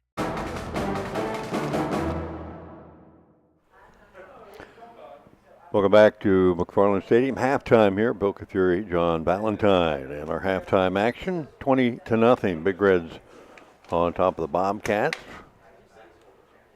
Homecoming night. Celebrating the king and queen, St. John Gibson, Matty Beadle, and homecoming for the band tonight, too. It's alumni band night. If you're looking down, watching our halftime show, you see a few mature people mixing in with the band. And former director Max Trier was here tonight, too, to direct them, and now the junior high band as well, the middle school.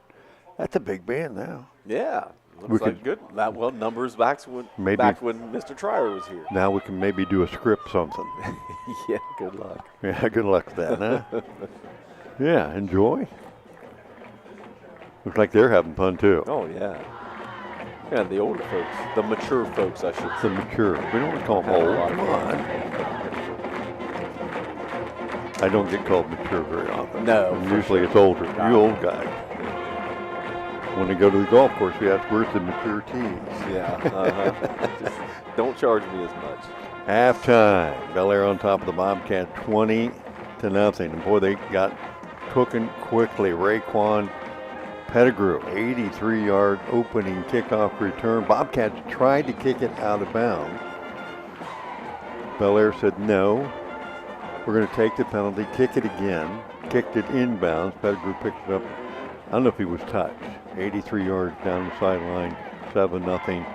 He would later on add another 3-yard run, and in between that, fumbled the ball, and one of his offensive linemen picked it up and rumbled 4 yards into the end zone. So 3 scores for the Big Reds tonight, and a couple of short drives, one 4-play, 43-yard drive, 3-play, 46.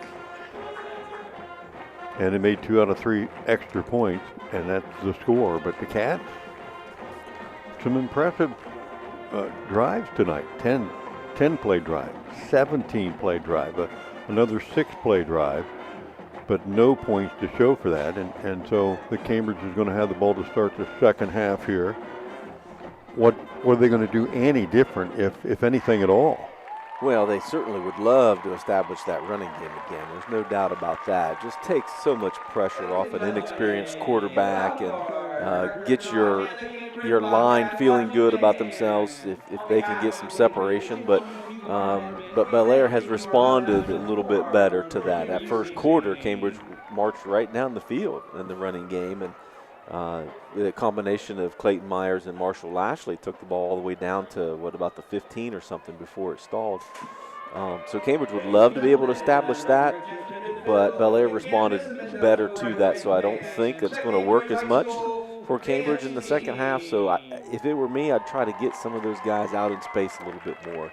They're kind of clogging up the middle, obviously putting more guys in the box to stop that run.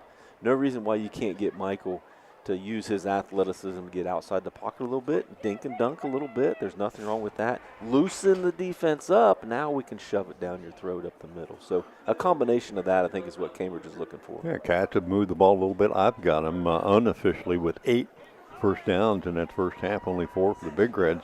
Bobcats, like I said before, have had a lot of plays. They've controlled the clock, but no point to show for. Bellaire, only 5 first downs in the first half, and they had a bunch of penalties as well, but they were able to overcome those and still put the ball in the end zone. Yeah, Cambridge in the first half, 27 rushes, just 49 yards, a little asterisk beside that because one was a 19-yard loss on the punt where the St. John had to try to go up and get it. It's got to go down as a 19-yard loss, right? But technically 49 yards on 27 carries. Leading the way is Lashley, 12 carries for 37 yards. Clayton Myers, 8 carries for 22. Michael McHale through the air, 4 of 14. Got started off 0 for 4 and then picked up the slack a little bit, 48 yards. And again, Marshall Lashley leads that with 2 receptions for 35. So Cambridge obviously moving the ball on the ground, taking a lot of time but no points to show for it. Bellaire, on the other hand, only have rushed the ball 10 times. Now, again, we kind of alluded to that. They haven't really had the ball that much. They've only run the ball 10 times, but they do have 101 yards on the ground and 2 scores. Raekwon Pettigrew with one of those scores on the ground, 3 rushes, 15 yards. Beckett has 2 rushes for 33 yards, and then the one big one from Quentin Scott for 43 yards through the air. Michael Dipple, pretty efficient so far, 6 of 8 for 46 yards. 2 receptions for Luke Hetherington for 17 yards. And then, of course, Pettigrew also has a touchdown on that return. So, no, there's not a lot of offense there for Bellaire because they just haven't had the ball a lot. Cambridge has had the ball the majority of that first half, but obviously it doesn't show on the scoreboard. Bellaire up 20-0. Yeah, Bobcats able to control the clock here, and at least from that standpoint, if the other team doesn't have the ball, they can't score, and Cats have kept it away from them. Can they do that here in the second half? Well, we'll find out. Stay tuned. Both teams making their way on the field, getting warmed up. You can get warmed up too. We'll be back. Second half of action just about to get underway. We'll be back right after these messages. Looking for reliable insurance that fits your life? Look no further than Allen Hunter State Farm in Cambridge, Ohio. From auto to home to life insurance, we offer a range of options tailored to your needs. With our friendly, knowledgeable team, you'll get the protection and peace of mind you deserve. We're dedicated to being there for you, just like a good neighbor should. Call Allen Hunter State Farm today and discover how we can help you safeguard your future. Call 740-439-5385. Like a good neighbor, State Farm is there. It's that time of year again. Football season is upon us. Hey, Mark Kelly here with Bicon Services, wishing all our local teams a great and successful year. As your premier commercial building contractor, Bicon Services is ready to tackle everything from small facility renovations to large industrial expansions. We're here to handle all your commercial and industrial needs under one roof. So while you're out there scoring the winning touchdown, let us work on making your next commercial project a success. Bicon Services, building the future one project at a time.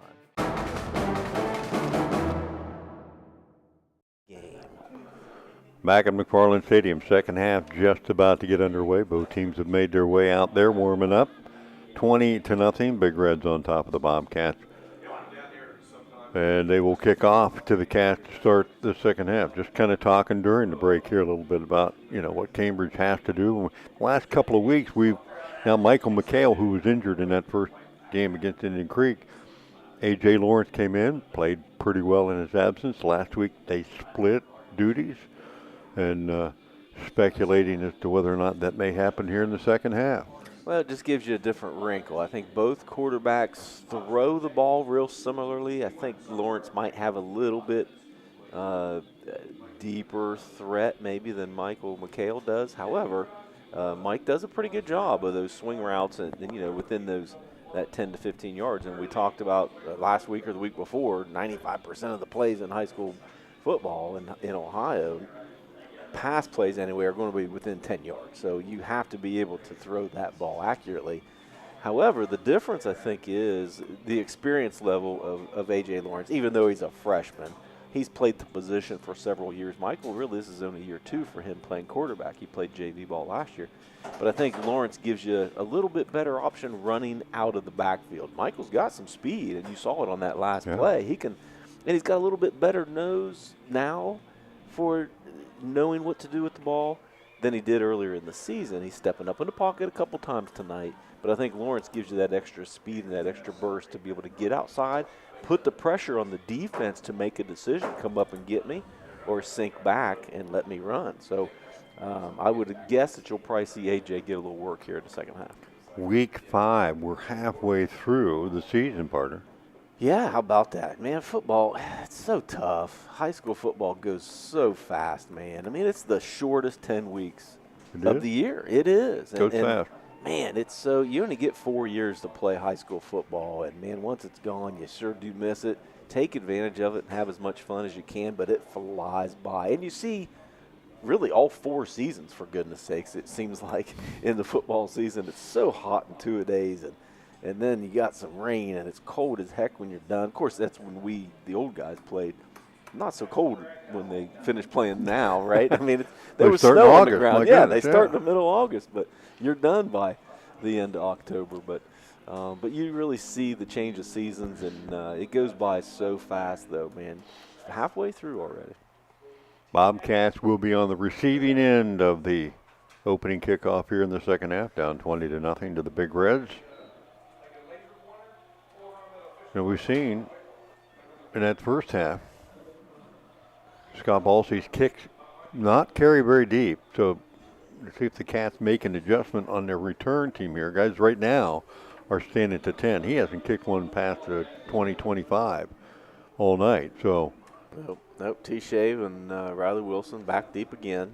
Shaver, first time really getting some quality varsity action. He's a pretty decent player. Steven has some success at the lower levels. Ballantyne insurance kickoff bounces to 20, picked up on the far sideline by Shaver, and he'll get it out across to 30. Trayshawn Shaver for the Bobcats gives them decent field position. They've had a couple of drives tonight in plus territory, but have not come up with anything. This one at the 30-yard line to start the second half. T-shave, as the kids call it. T-shave. Hey, everybody gets one of those at some point, right? Yeah, look, if you don't have a nickname, you're not doing something right. I mean, JB and BK were maybe too easy. Huh? Look, we must not have been very good, so they came up with the easiest nickname they could. All of our friends weren't very creative. Well, maybe they that weren't could real have been bright the case. either. They're hanging out with us. 1st and 10, McHale left hash, rolling left, looking in the flat. Flag in behind him, will tuck it and run. Caught from behind by Keegan Davis, and a flag in the backfield as they unpile. It is a Graham hold Campbell in the there as backfield. well. Yeah. And again, the forward lineman here, but when that play is that far away from you, you don't even need to block anybody. Yeah, it's and my tough. coaches accuse me of that a lot of times, of not blocking anybody, but that's going to back the Bobcats up inside their own 20. Yeah, and the backside guy, you don't know if the quarterback's going to keep running. So at some point, you hope that he stops to be able to throw the ball. So you got to stay with your block. But they just got beat on the outside. So the official, unfortunately for Cambridge, was standing right there. Second penalty on the Bobcats offense tonight. 1st and long. Handoff straight ahead. Myers bangs his way out close to the 25. That's about how the Cats started this game. Kind of surprising that after they ran the ball so well in the first half, he'd come out and try to throw it the first play. So they got about 5 there. 1st or 2nd now and 15. Cambridge closed out the first half with only 3 penalties. So now obviously 4 for 35 yards. 5 wide, 3 to the left of McHale. 2nd and long. Looks to his left, fires it quickly, has a man on the inside. That's Quillen. Caught it, covered up quickly, and he needed to. Webb there quickly, as was Preston. Guys got 8, maybe 9. Now 3rd down and about 7.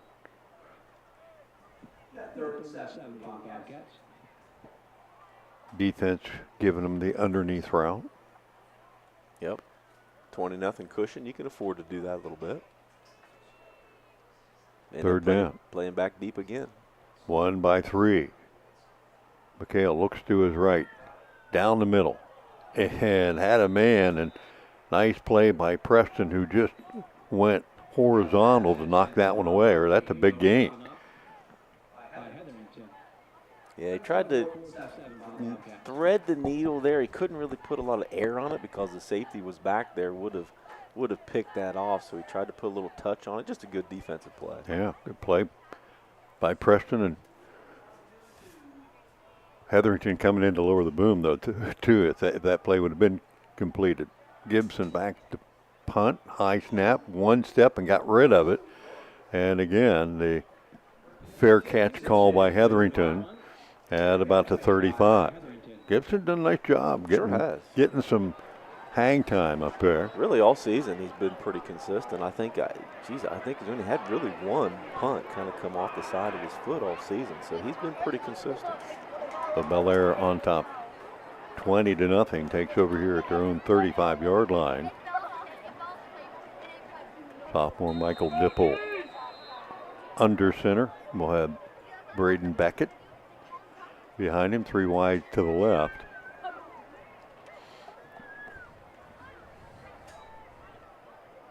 And a handoff on the counter. Beckett back to the right side. Has 1 man fall off the backside and then battles his way down the sideline near midfield. See where they mark him.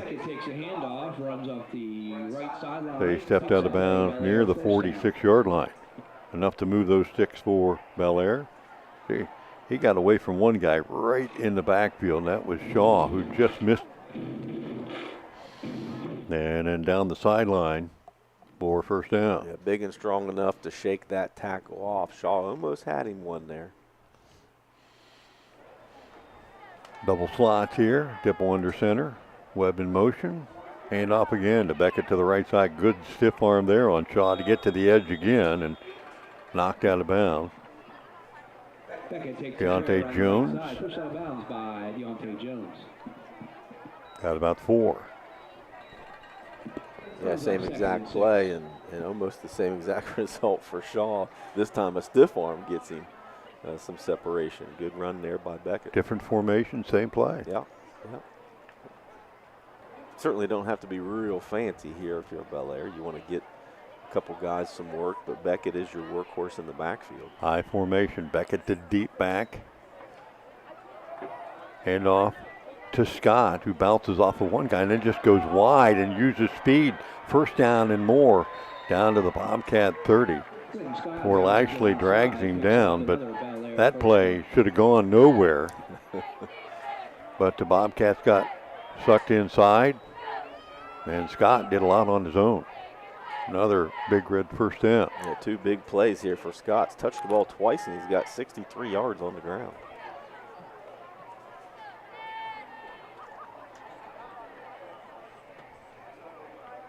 Doesn't have to be pretty sometimes, huh? Yeah, that certainly wasn't, but he took advantage of it. Dippo out of the gun. Beckett offset to his right. Deep motion. Direct snap. That one goes to Beckett. And he's stacked up on the line. Raider King there along with Damian Shaw. Beckett on the carry. Raider King makes a stop in the backfield. Beckett's 5th carry tonight for 48 yards. Raider King. Is that a football name? Well, of course. Raider. Are you kidding? King. How these guys are Raiders fans in Ohio, huh? Raider King. 2nd and 10. 8.5 left, third period. Still 20-0 Bellaire. Now back into the backfield comes Pettigrew. Takes the toss sweep to his right. Got the edge, 30. 25 and banged out of bounds by Shaw around the Takes the pitch, gets the edge. 22 they'll give him. 8 yards. Just good seal on the edge. Nobody on the outside there in blue.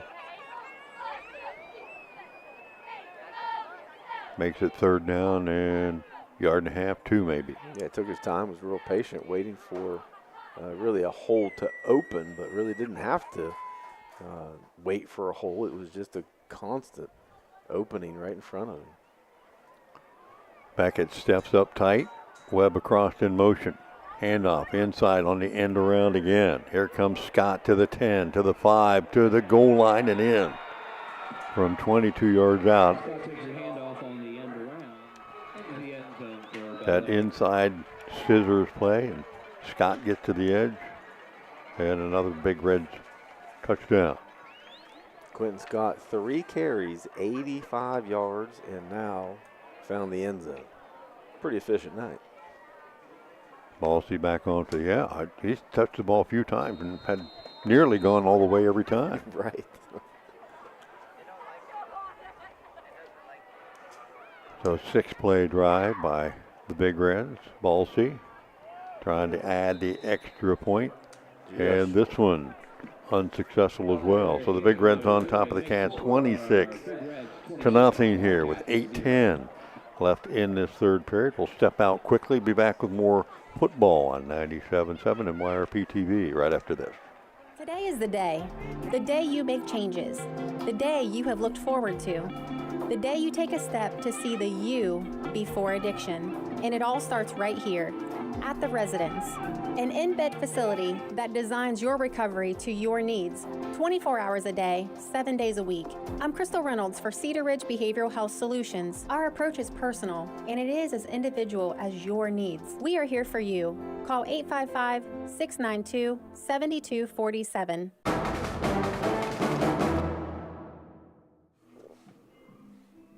Back at McFarland Stadium, setting up another Valentine Insurance kickoff here. 26-0. Your scoreboard update brought to you by the Bradley Lending Team. This one kicked in the direction of Shaver again at the 25. Up the middle of the field, breaks the tackle near the 30 and out to the 35. Trayshawn Shaver. The Cats down 26-0. 8:02 left here in the third. Shaver's third return on kickoffs for 30 yards. He leads in that category. Mark him at the 35.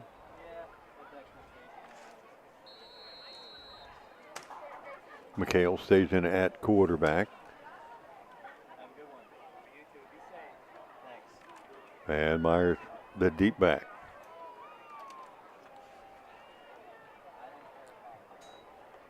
High snap, pulls it down, hands it off to Myers. Had a hole off to the left side, just slow developing, and Keegan Davis comes off the block to make a stop. For no gain, brings up 2nd and 10. Same kind of series the Cats started the game with, had good success. Big Reds have caught on and maybe wearing that line down a little bit. 2nd and 10. Again, straight ahead. This time yardage available for Lashley, I believe, who checked in. No, that's Myers again. Myers on the carry. Nice hard And run there Campbell. by Brought down Myers. by Thought it was Lashley because he was running. Yeah. Sort of how Lashley does. Is a little See bit that lower to the replay? ground. Got a good kick out block. for the Bobcats. Lowered his shoulder a little bit. Got a couple extra yards. So 3rd and 3. Looks like a defender may be offside here, huh? Close to it. From our angle, it looks like. Straight ahead give again, and Myers again moves 6.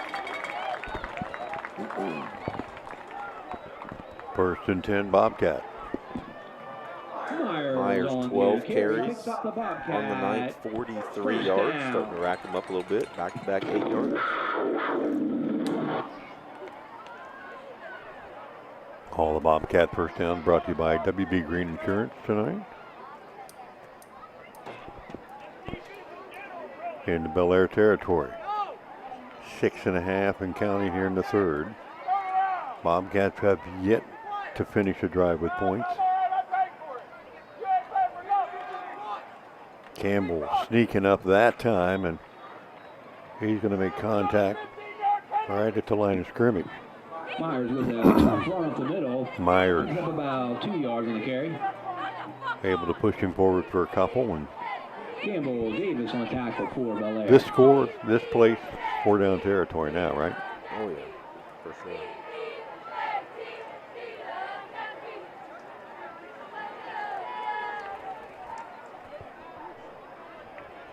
Myers has become a workhorse for the Cats tonight. But he got close to 20 carries, didn't he? No, he's got 13 carries. 13? That seems like 20. Gee whiz. And a flag. There they got. They heard you. Yeah, well, from the vantage point we had last time, it looked like that guy was in the neutral zone. And I think that time it was Scott. It looked like he was coming off. well, he's been in the Bobcat backfield all night long. Some people would say that maybe he had to have a head start, but that 5 yards will make it a little easier. 2nd and 5. Play action. McHale to the corner. Has a man in the flat. Completed to Quillen, who snuck out there, and that'll be completed. And another first down. Move those sticks for WB Green Insurance. Yeah, now that play is just something you've got to be able to complete. There's no reason why you can't get Michael moving a little bit out of the pocket and throw that little flare route, something out into the flats. You got enough guys that can catch the ball, and that loosens the defense up a little bit. Tate Sikora in the backfield. Watch out here. First time tonight, offset to the right of McHale. Takes the handoff left side, pops it through, spins away from one defender and then to the edge. 30, 25, down to the 20, and Tate Sikora. We've seen him, little snippets of him. Here's a good one right here. Just speed and athleticism, right? Yeah, I was going to mention a couple plays ago. One guy we haven't heard from on the offensive end is Tate Sikora, and I guess I should have said it a couple plays ago because I was thinking about it. He comes in and does the job. And stays in along with now A.J. Lawrence at quarterback as McHale goes out for another WB Green first down. 4:29 and counting. Cats on the move again inside the 20-yard line. Sikora in the backfield with Lawrence. Takes a snap. Fakes it. Lawrence on the keeper off the right side, and he'll drag a couple of guys inside the 20. Rejoin us on the stop. Yeah, we wondered kind of when that switch might happen, and maybe a little red zone action here for the Cats, and got a different series of play for the different skill sets of your players. Mm-hmm. So Sikora stays in the game along with Lawrence. 2nd and 9 from the 18. Sikora offset right of Lawrence. Takes the handoff, trying to get to the edge, cuts it up inside. The flag comes in. And the Cats from a couple of different angles are going to get stuck holding there.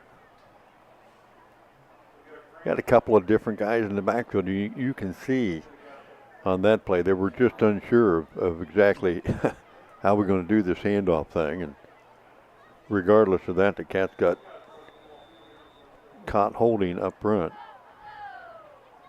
Yeah, anytime you bring in new bodies, especially at the quarterback spot and the running back spot, you're going to have those issues. But I'm sure they're getting plenty of reps throughout the week in practice to be able to get that timing down. But that certainly doesn't have anything to do with the flag. So timeout on the field at the moment. Had an injured player for Bellaire. Didn't see a number, but he's walking off on his own power. Big boy, though. Got both teams a chance to grab some water. It was warm at pregame tonight, but sun goes down, so does the temperature. Cats have had a couple of drives into the red zone tonight. No points to show for it, but another one here.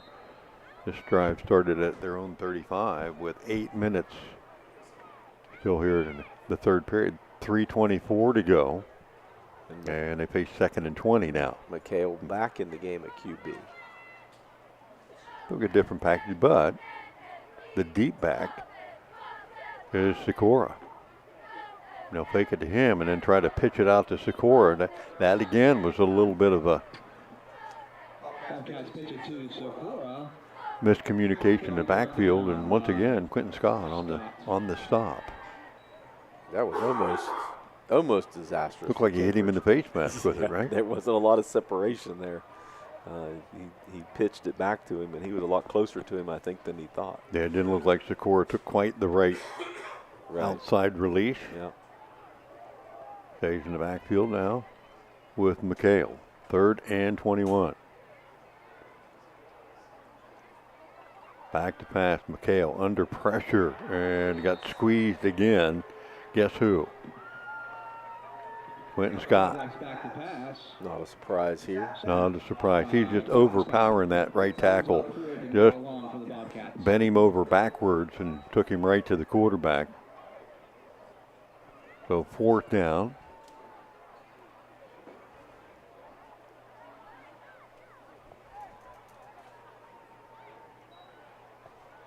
Bobcats are going to lead the offense in and hope for some kind of miracle play. They've had 2 drives already tonight and on down deep in Bellaire territory. This could be a third. And it looks like they're going to have to take a timeout. They're running out of some time. Play clock winding down. They'll take a timeout. We'll burn it with them here. 1:40 left here in the third period. Bellaire on top 26-0. We'll be back in 30 seconds on 97.7. See you in a minute. Doan Ford is proud to introduce the ultimate adventure companion, the Bronco 4-door advanced 4x4 Badlands. With a powerful 2.3-liter EcoBoost engine and 7-speed manual transmission, conquer any terrain with confidence. Featuring a soft-top 4-inch lift and massive 35-inch tires. Adventure knows no bounds. Stay connected and in control with an 8-inch digital screen while enjoying added convenience with power-heated mirrors and auto high-beam headlamps. Plus equipped with a Smitty-built winch. Be prepared for any challenge. Don't miss out on this incredible deal. DoanFord.com.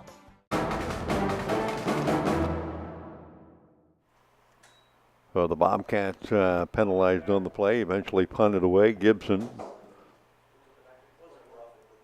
gets it down to Webb, and or Pettigrew that was, but there is a flag back in the backfield. Well, and one at the line of scrimmage One at the line of scrimmage. They ran into the kicker as well.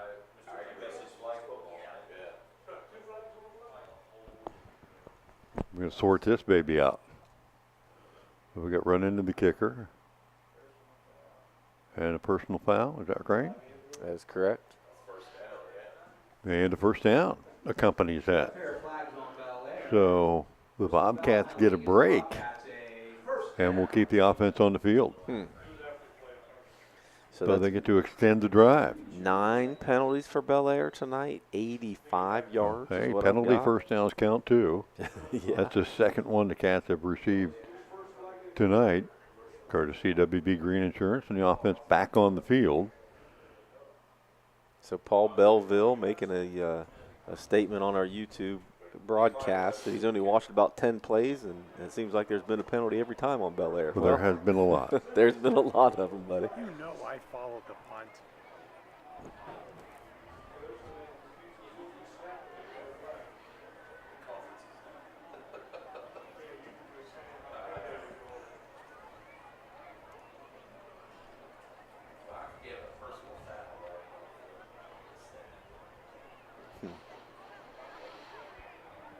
All right, looks like we're Minute 29 to go here in the third. Bobcats will take over offensively. Back to McHale. Lashley, the deep back in the backfield here.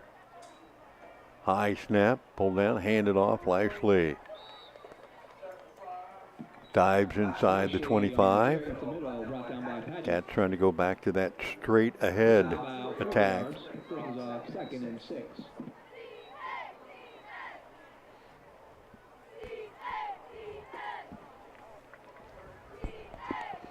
26-0 Bellaire. Cambridge trying to break that 0 here. 2 receivers left. Offset eye. Lashley, the deep back. Straight ahead.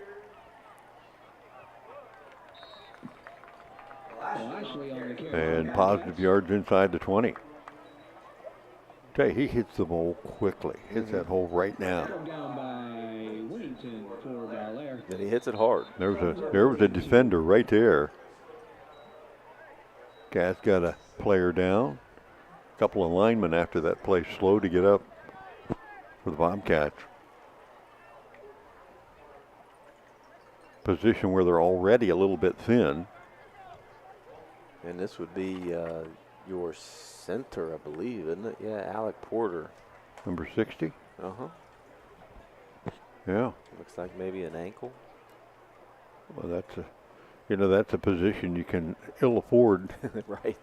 Because they ask centers to do a lot more now. Yeah. With the direct snap and making sure that that's in the right place, and then go block somebody and kind of direct everything on the line as well. So looks like sophomore Grayson Stoner warming up on the sidelines.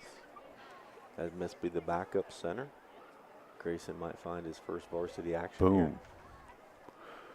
Welcome to homecoming, Grayson. And He's speaking boy. of homecoming, He can handle it.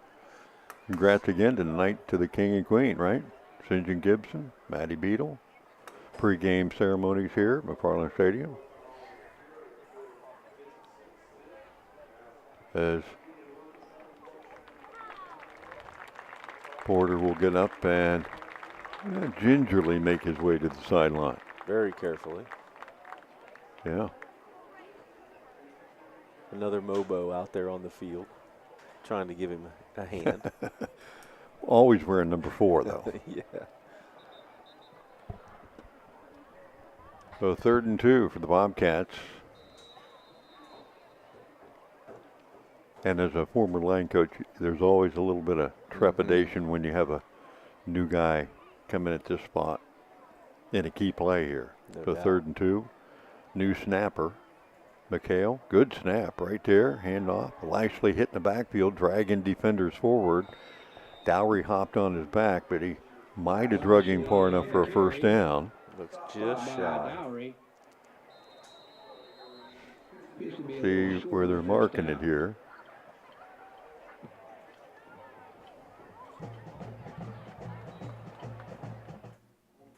And another player. That'll take us to the end of the third period. So we'll head to the break here. Big Reds on top of the Bobcat 26-0. More football coming up on the fourth quarter right after this. KLN Construction is your top choice for exceptional building services. With a solid reputation for quality, we bring your visions to life with precision and care. Our team is reliable, ensuring every project is completed on time and within budget. Trustworthy service is our hallmark, making your experience smooth and stress-free. From residential to commercial projects, my team at KLN Construction has you covered. Contact us today at 740-680-1364. Built on trust, focused on quality.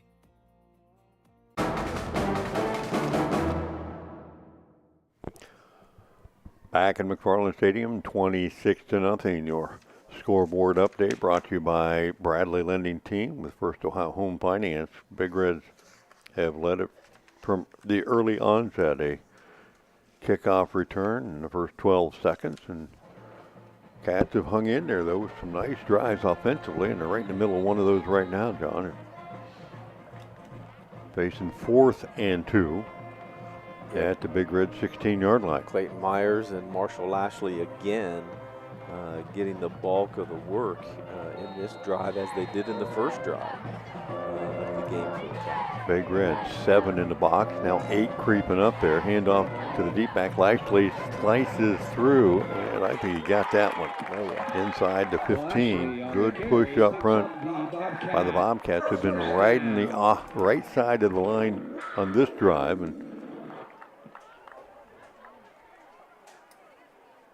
right side of the line for the Bobcats there. Mascalino, Todak, who's replaced Shiflett at that right tackle. Lashley leads the way so far, both in touches and in yards. 16 rushes for 51 yards so far. Homko Green at tight end. Offset to the right again. 1st and 10. Another first down brought to you by WB Green Insurance. And again, Lashley. Inside the 15. Dowry and Campbell again. Campbell now tackle for Bellaire. 15th play of this drive. So the Cats have 2 15-play plus drives tonight. Well, certainly feel good about that, but it's kind of all for naught if you don't put it in the end zone. Exactly, right? 26-0. 11 minutes and counting here left in this one. Hey, we talked earlier on, taking positive steps forward. Right. No running clock here so far tonight. Right. They've moved the ball effectively. Offense is staying on the field longer and longer. And a timeout had to be taken by the Bobcats. Slow to get the play in and get to the line there, and they'll have to burn a timeout. It'll be 2nd and 8 when we return. Big Reds on top 26-0. Back with more right after this. Patrons Buckeye Mutual Insurance Company is a proud supporter of high school football. Contact one of the 42 agencies writing for Patrons Buckeye for a quote from your local insurance company covering Ohio. Whether you need coverage for your home, mobile home, cabin, seasonal home, a garage, or even farm equipment, Patrons Buckeye Mutual Insurance Company is located in Caldwell, Ohio, and can help. Visit our website, patronsbuckeye.com.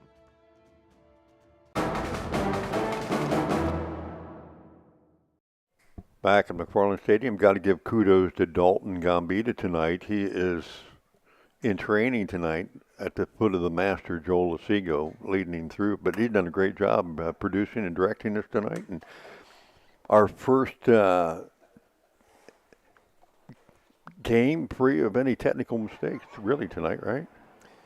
Well, a few minor ones. Yes. McHale, play action, rolling to his left, has him in the flat, and he gets it out there. Clayton Myers hauls it in. A little misdirection, bootleg action, and I knew we'd see the bootleg sooner or later, see the replay, as Myers snuck out of the backfield and left the defender behind him, and the Cats get a first down. Their 6th first down of this drive. First and goal for the Cats, brought to you by WB Green Insurance. McHale, nice little touch to just put that over the reach of the defender to put it right in Myers' hand. Yeah, fooled Alex Padgett, who was trailing on the play the whole time. Bobcats, power I, backfield, McHale under center, mishandled the snap and a little slow to get away from center, gets it to Lashley, and the defense pounced on it. Man, looked like Campbell and they're first along with Quentin Scott. And the Cats lose a yard maybe there.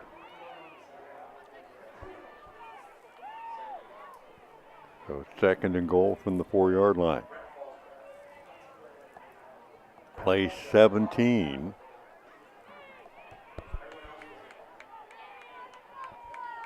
McHale out of the gun. Lashley behind him. Myers offset to the right. Lashley takes the handoff straight ahead. Pushes to the 2, I think. Lashley on the carry. Down to about the 2-yard line again. Shortest distance between 2 points, right? Mm-hmm.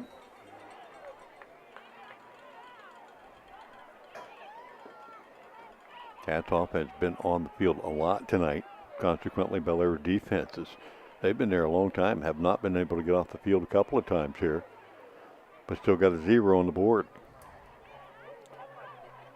Yeah, they have substituted some players here and there to get some fresh bodies in, but yeah, they've got to be getting tired at this point too. Play clock at 5. Cats have to hustle to get this one off, and they do. McHale, play action, throws it in the flat, and that's completed for the touchdown. Myers. However, for the score, there is a flag down. Let's see. Is there a flag down? There is. From the sideline here. The replay here. Ineligible or had to be a hold. Yeah, that's what's going to be. An eligible man downfield. You got that when you do the run pass option. You always have that possibility. And I think that's going to be the call, yeah. To take the points off the board.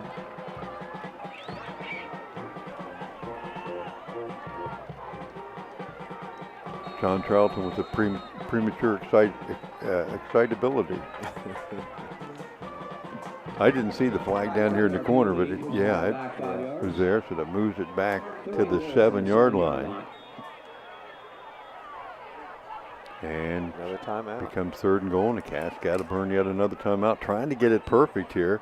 It has been a struggle for the Cats offensively all year, and trying to punch one in the end zone here may not make any difference really in the outcome of the game. But certainly not. You know, for your team's psyche, you've moved the ball pretty well all night long, but you haven't got anything to show for it. You've got to come away with something in this drive, right? So burn all your timeouts if you want to, right? That's fine, because you got to make a statement here. You got to do something positive and pay yourself off on a positive drive. And look, it's 26-0 with 8:30 to go in the 4th. Probably going to be tough to come back and get a W in this game. However, you got an opportunity next week to right the ship and get a W.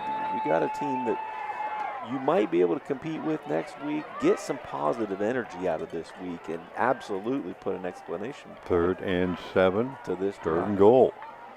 You got to figure you got 2 plays to get it done. McHale out of the gun. Takes it, fakes it, rolls to the right. Got it covered this time. Now throws late, had him in the end zone, and just off the fingertips of Isaiah Mayle. And let's see, no flags on that play. Brings up 4th down. They tried to run the same play again. There is a flag down. Holding on the defense. See, that's what I thought it might have been the last play because of where the flag was thrown. It had to be ineligible or a defensive hold. And it looked like, again, the same play here. And this time they get the defensive hold. Yeah, they'll move it half the distance, but not an automatic 1st down. Nope. The entirety of the whole quarter. They'll get 3rd down again. So you got 2 plays here again to get in now from the 3.5-yard line. I'd like to see Michael, if they're going to use him and roll out a little bit and give him that run-pass option, put his foot in the ground and just go forward and try to get in the end zone with his feet. Myers, Lashley in the backfield with him. Lashley straight ahead, cuts it back to the right and into the end zone. Marshall Lashley puts points on the board, and I'm going to look, no flag. The replay. Nice little cut back, lowered his pad level and got into the end zone. And our announcer says no flags on the play. And there's been a lot of tonight, both ways. Yes, there certainly has. Bobcats extra point attempt, David Acton. Puts it up, and this is it. Off to the left. So the Cats get 6. And with 8:18 left to go here in the fourth period, Cambridge gets on the board to make it 26-6. Again, something to build on, right? I mean, you had to come away with some points there. As you said, just the psyche to be able to drive the ball all the way down the field and come away with nothing is so frustrating, and they've done that a couple times tonight.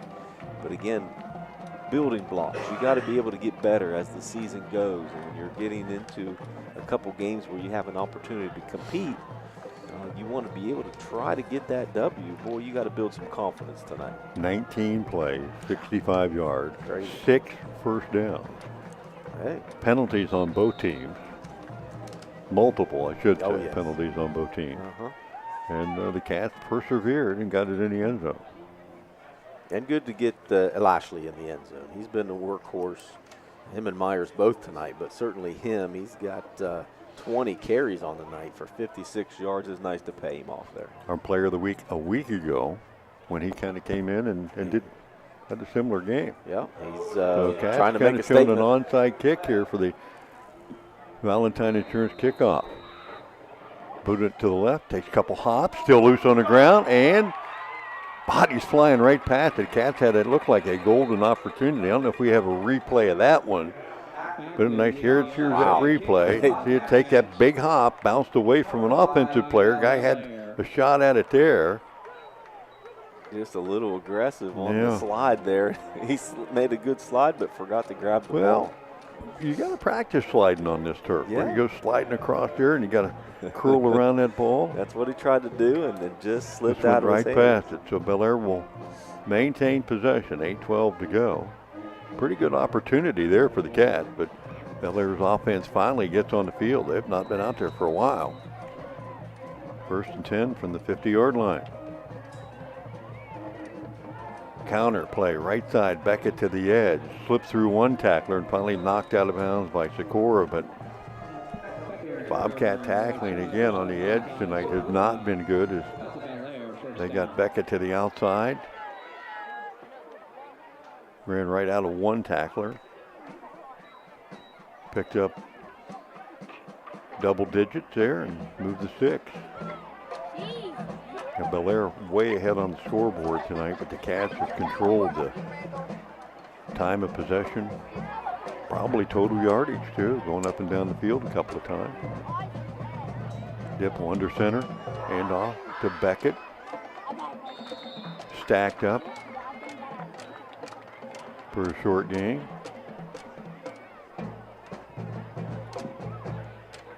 Beckett on the carry, Gage Ryder and Ryder Lashley for the Bobcats. Holding down the middle of that defense.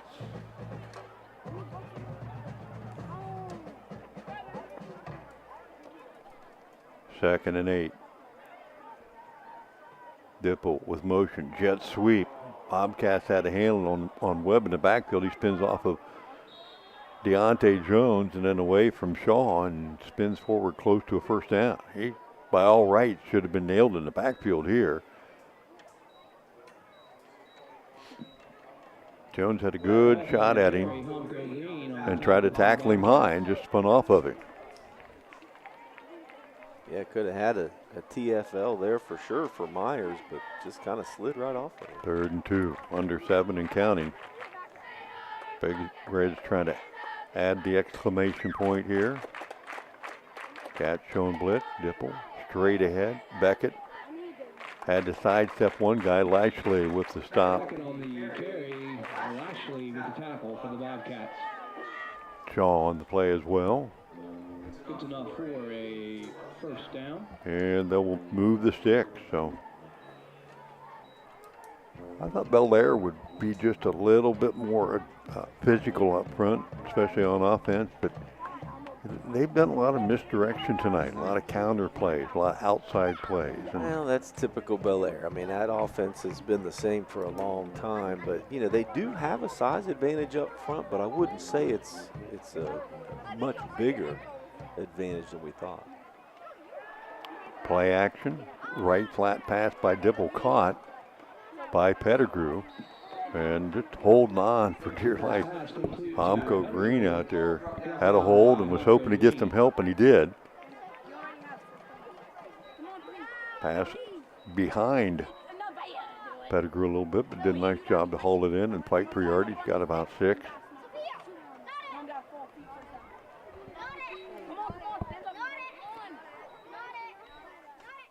.540 and counting here, 4th period. Bellaire has led all the way tonight. 26-6.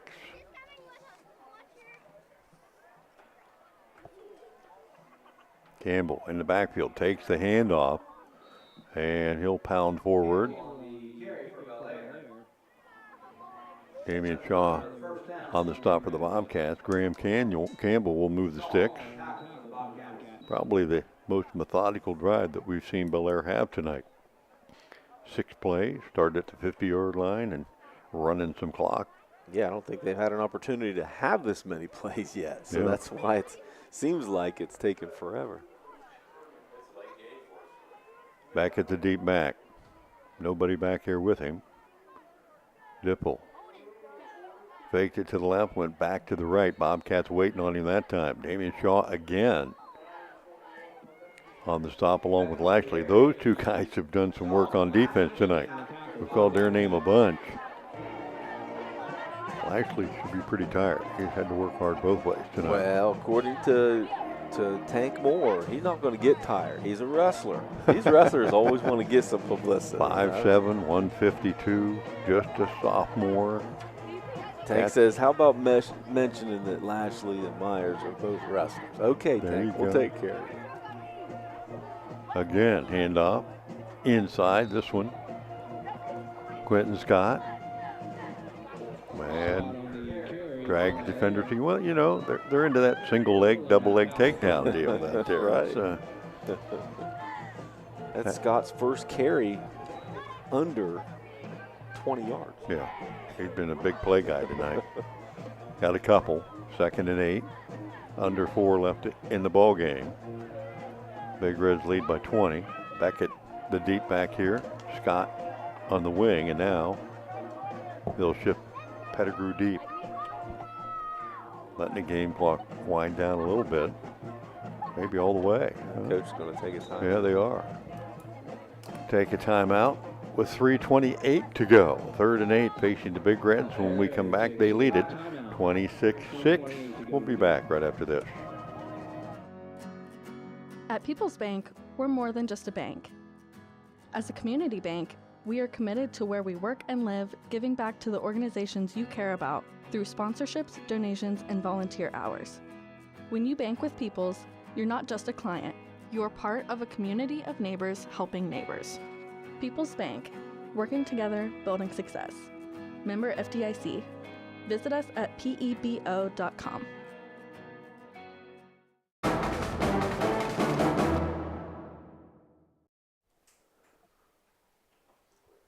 Back at McFarland Stadium with the whole press box crew tonight practicing their countdown. That's scary. Carpenter, I thought he had it till he got to 3, and then he got stuck on 3. Dipple under center, toss sweep, wide side. Pettigrew trying to get to the edge, and he lost the ball again. And the Bobcats come up with it. Second fumble of the night for Pettigrew. And the Bobcats come out of there with it. Cody Quillen. And it is Bobcat ball. Pettigrew carrying that thing a little bit loosely. Kind of looked like live. Cats got on that one quicker. Now the one that they picked up for the touchdown, if they had been a little bit quicker on at that time, I think there was some confusion as to whether or not he was down. That time, no whistle. Bobcats take over with 3:17 to go. And the official's right on top of it, so he's not going to blow his whistle unless he knows that ball is down. So he must have saw it out earlier. Cats from their own 16, trailing 26-6. 3:17 to go. 5 wide for McHale. Checks the defense, throws it, and completed down the field. Nate Schultz hauls it in and scoots up the sideline out of bounds across the 20 near the 25. That'll be close to a first down, a little shy. They'll mark him at the 24-yard line. Stop the clock with 3:11. Well, this is going to go down for the Cats as loss number 5, but it has been a growing experience for them tonight.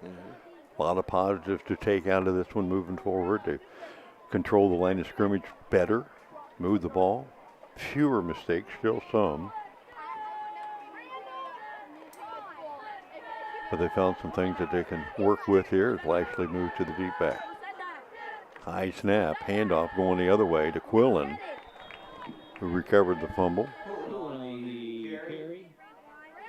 And he's close to that first down. He picks up about a yard, still short of the first down. Third and less than a yard. Yeah, they're going to give it to him. Yeah, they will. There we go. They were spotted right on the line. Yeah. WB Green first down. Don't know why there was a hesitation. Cats will come right out and go 5 wide. Now Lashley. I want to be in the right side. You can be on the left. Throwing that way and completed to Quillen. Now, I think if Lashley would have known they were going to throw it to him, he would have wanted to be on the left side. Maybe next time. So, you know, I think we've seen McHale get a little bit more patient, show a little more poise at quarterback tonight, too. Yep. Second down and 5. Back to pass again. Steps up, fires it short to Lashley, and they'll say he did not catch it as it bounced in front of him. Stops the clock with 2:07 left here in the fourth period.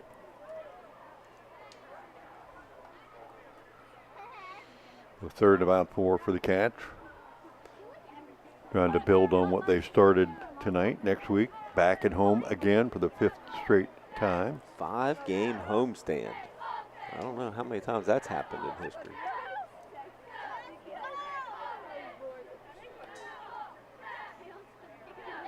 Open set again. Man, I'm not sure who McHale was throwing that to. Damian Shaw underneath, or he had Cody Quillen just a little deeper, both in the same area. And it looked like Shaw got a hand on it and knocked it down, and falls incomplete. 4th down now.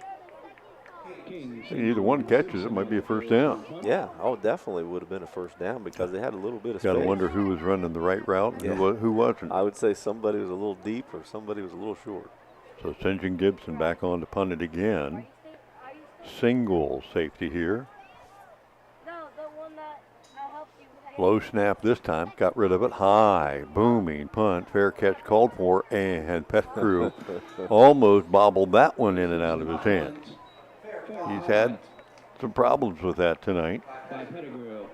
So with 1:55 to go, Bellaire will take over again, leading 26-6. And the lead's really never been in question tonight, but you have to give Cats credit tonight for hanging around and controlling the line of scrimmage and moving the ball and keeping it away from Bellaire's offense. Yeah, to be able to sustain several drives, not, just get lucky once in a while. No, they sustained 2 or 3 really good drives. Unfortunately, just came away with one score.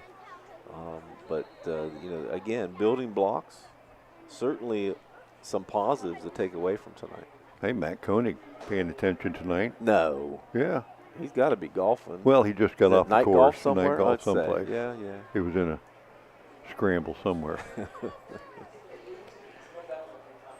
1st and 10, Big Red from the 43. A couple of backups in the game for them. Ooh, gonna have to get my roster ready.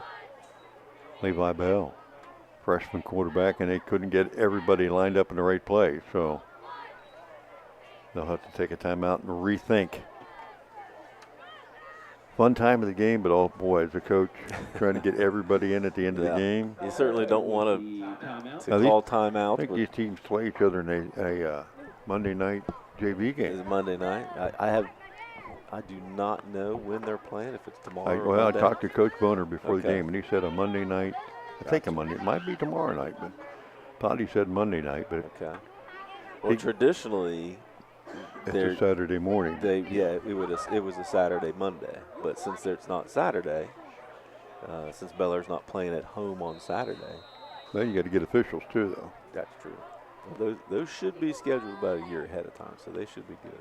So Bell, handoff, toss sweep, near side, got to the edge, big run on the outside. Joe Turner hauled it in, and Joe Turner on the carry for Bellaire. big block on the outside. Guys tumbling down. Turner will move the sticks. 10 plus and a first down. At the Bobcat 46-yard line. Turn to the deep back again. Bell under center. Let's try the same play the other way. Bell trying to get to the edge, cuts it back inside the 45. And for the Cats, Mason Hill on the stop. Picks up about 6 yards, brings up 2nd and 4.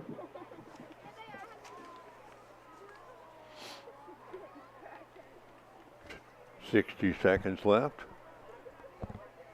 Bellaire will move to 4-1 on the season. In the thick of a playoff hunt, huh? Yeah, besides the Barnesville game, their schedule's been pretty easy, but they're going to have some tough ones coming up. Handoff Turner again, left side, again to the edge. Running away from a couple of tackles, sidesteps one inside the 30, stays in bounds, moves the sticks again. Nice blocking downfield by the wideouts. They got guys on blocks and they couldn't get off, and Turner took full advantage of that. Yeah, Turner got some good footwork there, been able to elude a few tacklers. You see a lot of that young man in the JV game. We're going to try to get one more play off, down to 10 seconds. 10 seconds. Bell checks it out. He's going to snap it in time, I think. Yep. To Turner on the right side, to the edge. Trying to cut back and spin away. Won't get it done and gives up ground. Bobcat defender on the spot, Mason Hill again. And that'll be the final play of tonight's game as the Bellaire Big Reds do go to 4-1 with a 26-6 win over the Bobcats. Cambridge now 0-5. Will complete the homestand next week against East Liverpool. And should be an interesting contest for the Bobcats after the way they played tonight. Chance for them maybe to have a chance to pick up a W next week. Final score once again before we head to our post-game wrap-up, 26-6. Bellaire on top of Cambridge. Stay tuned. We'll get our stats, scoring, and our player of the game in order. Back with that right after these messages. Stoney's RV Center is the place that makes buying a new RV easy. Ask about their on-site financing with very affordable payments, and they make on-site camper service calls to the area campgrounds. Stoney's RV also carries cargo trailers, car haulers, horse and stock trailers, and open utility trailers. They install hitch systems and fill propane tanks too. Stoney's RV Center, the place that takes camping to the next level, and a proud sponsor of our area high school sports teams. You work hard. You love your family. You do your best to provide for your loved ones. But when was the last time you reviewed your insurance policies with a professional to make sure that you are truly protected? Hi, this is John Valentine with Valentine Insurance. Don't assume you're covered. Don't put it off until later. Call me at 994-1776 or stop by our agency at 739 Southgate Parkway in Cambridge. Valentine Insurance, a partner you can depend on. In today's marketplace, you have many choices for insurance. WB Green Insurance, a representative of Westfield Insurance, is committed to providing you with excellent coverage for your home and auto at a fair and competitive price. Westfield has been in the neighborhood for over 150 years, providing peace of mind and quality insurance products through independent insurance professionals. Sharing knowledge, building trust is Westfield's pledge to their customers. Call WB Green Insurance today. I was sitting in my car and it wouldn't start. I lifted the hood, and the engine was falling apart.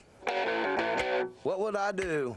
My eyes filled with tears. Then on the radio, I heard of West 40 by Pay here, where for a little money down and a little each week, I could have a car, nice, shiny, and sleek. So I walked in the door, and I put the money down. Now I got a nice car that I can drive around. West 40 by Pay here will help rebuild your credit. The corner of Dewey and Route 40 in Cambridge, don't you forget it. West 40 Auto Sales, corner of Route 40 and Dewey Avenue in Cambridge, is home of the guaranteed credit approval, with most loans approved while you wait. Go to their website to fill out an online loan application, west40autosales.com. You'll also find their weekly special listed there. 97.7 on your FM dial. We're WILE FM, Byesville, Cambridge. Back at McFarland Stadium, closing out a Bellaire Big Reds victory tonight, 26-6 over the Bobcats. Scoring broke down like this early for the Big Reds as Raekwon Pettigrew took the opening kickoff, 83 yards to the house. Quick 7-0 lead for the Big Reds. They would extend that early second period. A Pettigrew fumble picked up by his teammate and lineman Jaden Powell, who would rumble in from 4 yards out for the score. The extra point made it 14-0 before Pettigrew would score again just before halftime. This one a 3-yard run. The extra point short of the mark, 20-0 at halftime. Big Reds would add a third quarter score. Quentin Scott from 22 yards out. The extra point again wide, 26-0 heading to the fourth. The Cats would finally get on the board. Marshall Ashley from 4 yards out, the extra point short of the mark for the Cats, a 19-play, 65-yard drive that closed it to 26-6. And positive effort tonight for the Bobcats in so many areas, JV, as they ran the ball much, much better than we had seen them prior to tonight. A 10-play drive, a 17-play drive, a 19-play drive. Only one of those finishes with points, but you can see things being positive, moving in the right direction. Oh yeah, for sure. We talked about it that last drive where they came away with 6.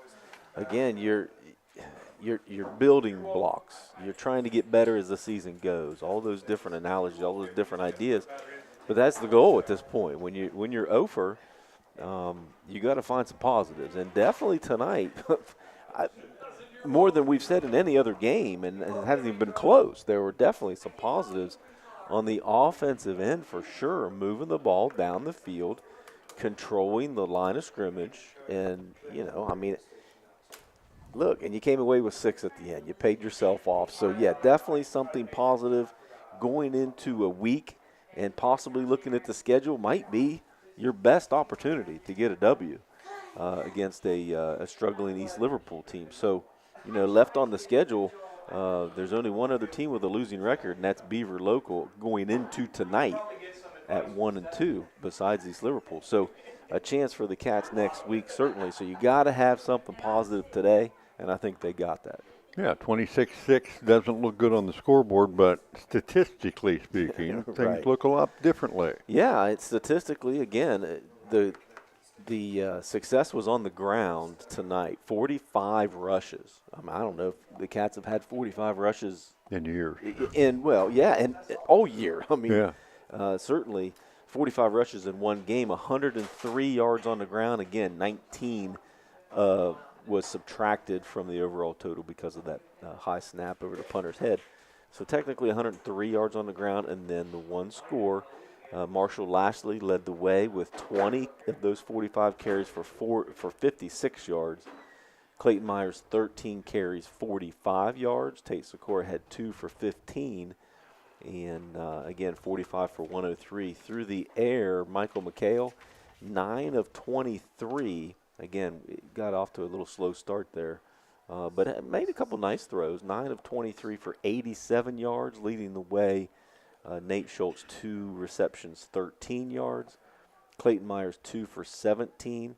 Marshall Lashley, 2 for 35. And Cody Quillen, 2 for 14. So Lashley led in technically receptions and receiving yards rushing attempts and rushing yards, and he got the only score. Ooh, Yeah. that sets us up nicely as we come back here in a minute for our +1 player of the game. Stay tuned for that. Final score again tonight, 26-6 Bellaire. I want to say thank you to all of those who paid attention and listened tonight, and congratulations once again to the King and Queen, St. John Gibson and Maddie Beadle. We'll be back right after this. Looking for reliable insurance that fits your life? Look no further than Allen Hunter State Farm in Cambridge, Ohio. From auto to home to life insurance, we offer a range of options tailored to your needs. With our friendly, knowledgeable team, you'll get the protection and peace of mind you deserve. We're dedicated to being there for you, just like a good neighbor should. Call Allen Hunter State Farm today and discover how we can help you safeguard your future. Call 740-439-5385. Like a good neighbor, State Farm is there. It's that time of year again. Football season is upon us. Hey, Mark Kelly here with Bicon Services, wishing all our local teams a great and successful year. As your premier commercial building contractor, Bicon Services is ready to tackle everything from small facility renovations to large industrial expansions. We're here to handle all your commercial and industrial needs under one roof. So while you're out there scoring the winning touchdown, let us work on making your next commercial project a success. Bicon Services, building the future one project at a time. Today is the day you make changes, the day you have looked forward to, the day you take a step to see the you before addiction. And it all starts right here at the Residence, an in-bed facility that designs your recovery to your needs 24 hours a day, 7 days a week. I'm Crystal Reynolds for Cedar Ridge Behavioral Health Solutions. Our approach is personal, and it is as individual as your needs. We are here for you. Call 855-692-7247. Introducing the 2021 Ford F-150 Super Cab XL 4x4, now available at Doan Ford. With very low miles, this truck is ready to tackle any job with its 2.7-liter V6 EcoBoost engine and tow technology package. Enjoy a stylish look with the chrome appearance package and stay safe on the road with Ford Copilot 360 2.0 and auto high beam headlamps. Price to sell, it's an unbeatable deal. Don't miss out. Call Doan Ford 740-782-1965 or visit DoanFord.com today. Jake from State Farm. I'm winning. I finally cleaned my house, so I'm breaking out my new tropical room spray. Keep winning and create an affordable price just for you by bundling your home and auto with the State Farm Personal Price Plan. It's like your own personal paradise. Ooh, hey, grab me a coconut water. Bundling, just another way to save with a personal price plan. Like a good neighbor, State Farm is there. Prices are based on rating plans that vary by state. Coverage options are selected by the customer. Availability, amount of discounts and savings, and eligibility vary by state. Hey, what are you doing up on the step stool? About to clean these light fixtures. The whole family's coming over, and if there's even a speck of dust in the house, my abuela will find it. Here, I got a Swiffer duster to help with that. A Swiffer what? A Swiffer duster. It has this cool extendable handle that reaches 6 feet to get high and low, with fluffy dusters that easily trap and lock dust. So no more step stool? No more step stool. Easily trap and lock dust from hard-to-reach places with the Swiffer duster. Love it or your money back.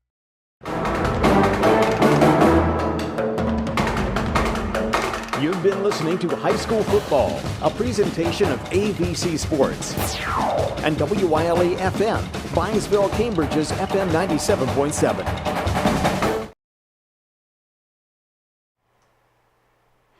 Back in McFarland Stadium, closing out a Bellaire win tonight, 26-6 over the Bobcats. Bill Kafiri, John Valentine. I want to thank Joel, Dalton, and Andrew here on site for helping to bring tonight's stream to you, and all of our sponsors tonight: Valentine Insurance, West 40 Auto Sales, WB Green Insurance, Stoney's RV Sales and Service, Doan Ford, People's Bank, Bicon Services, KLN Construction, Patrons, Buckeye Mutual Insurance, and Cedar Ridge Behavioral Health Solutions. And how about our player of the game?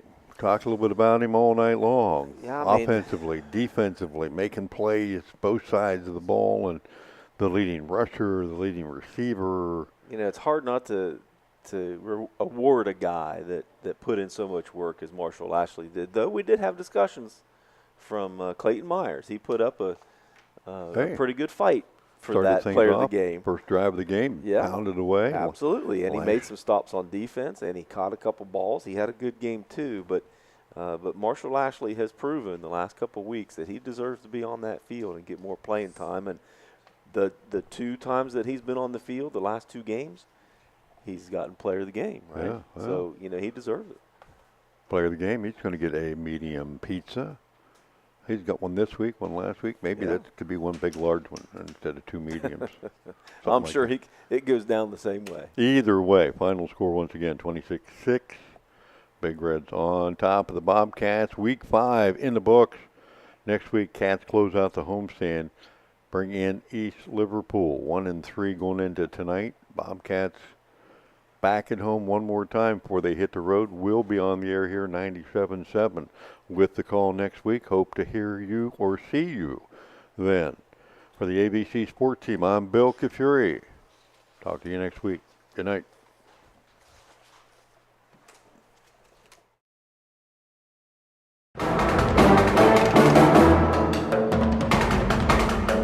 You've been listening to High School Football, a presentation of ABC Sports and WILE FM, Byesville, Cambridge's FM 97.7.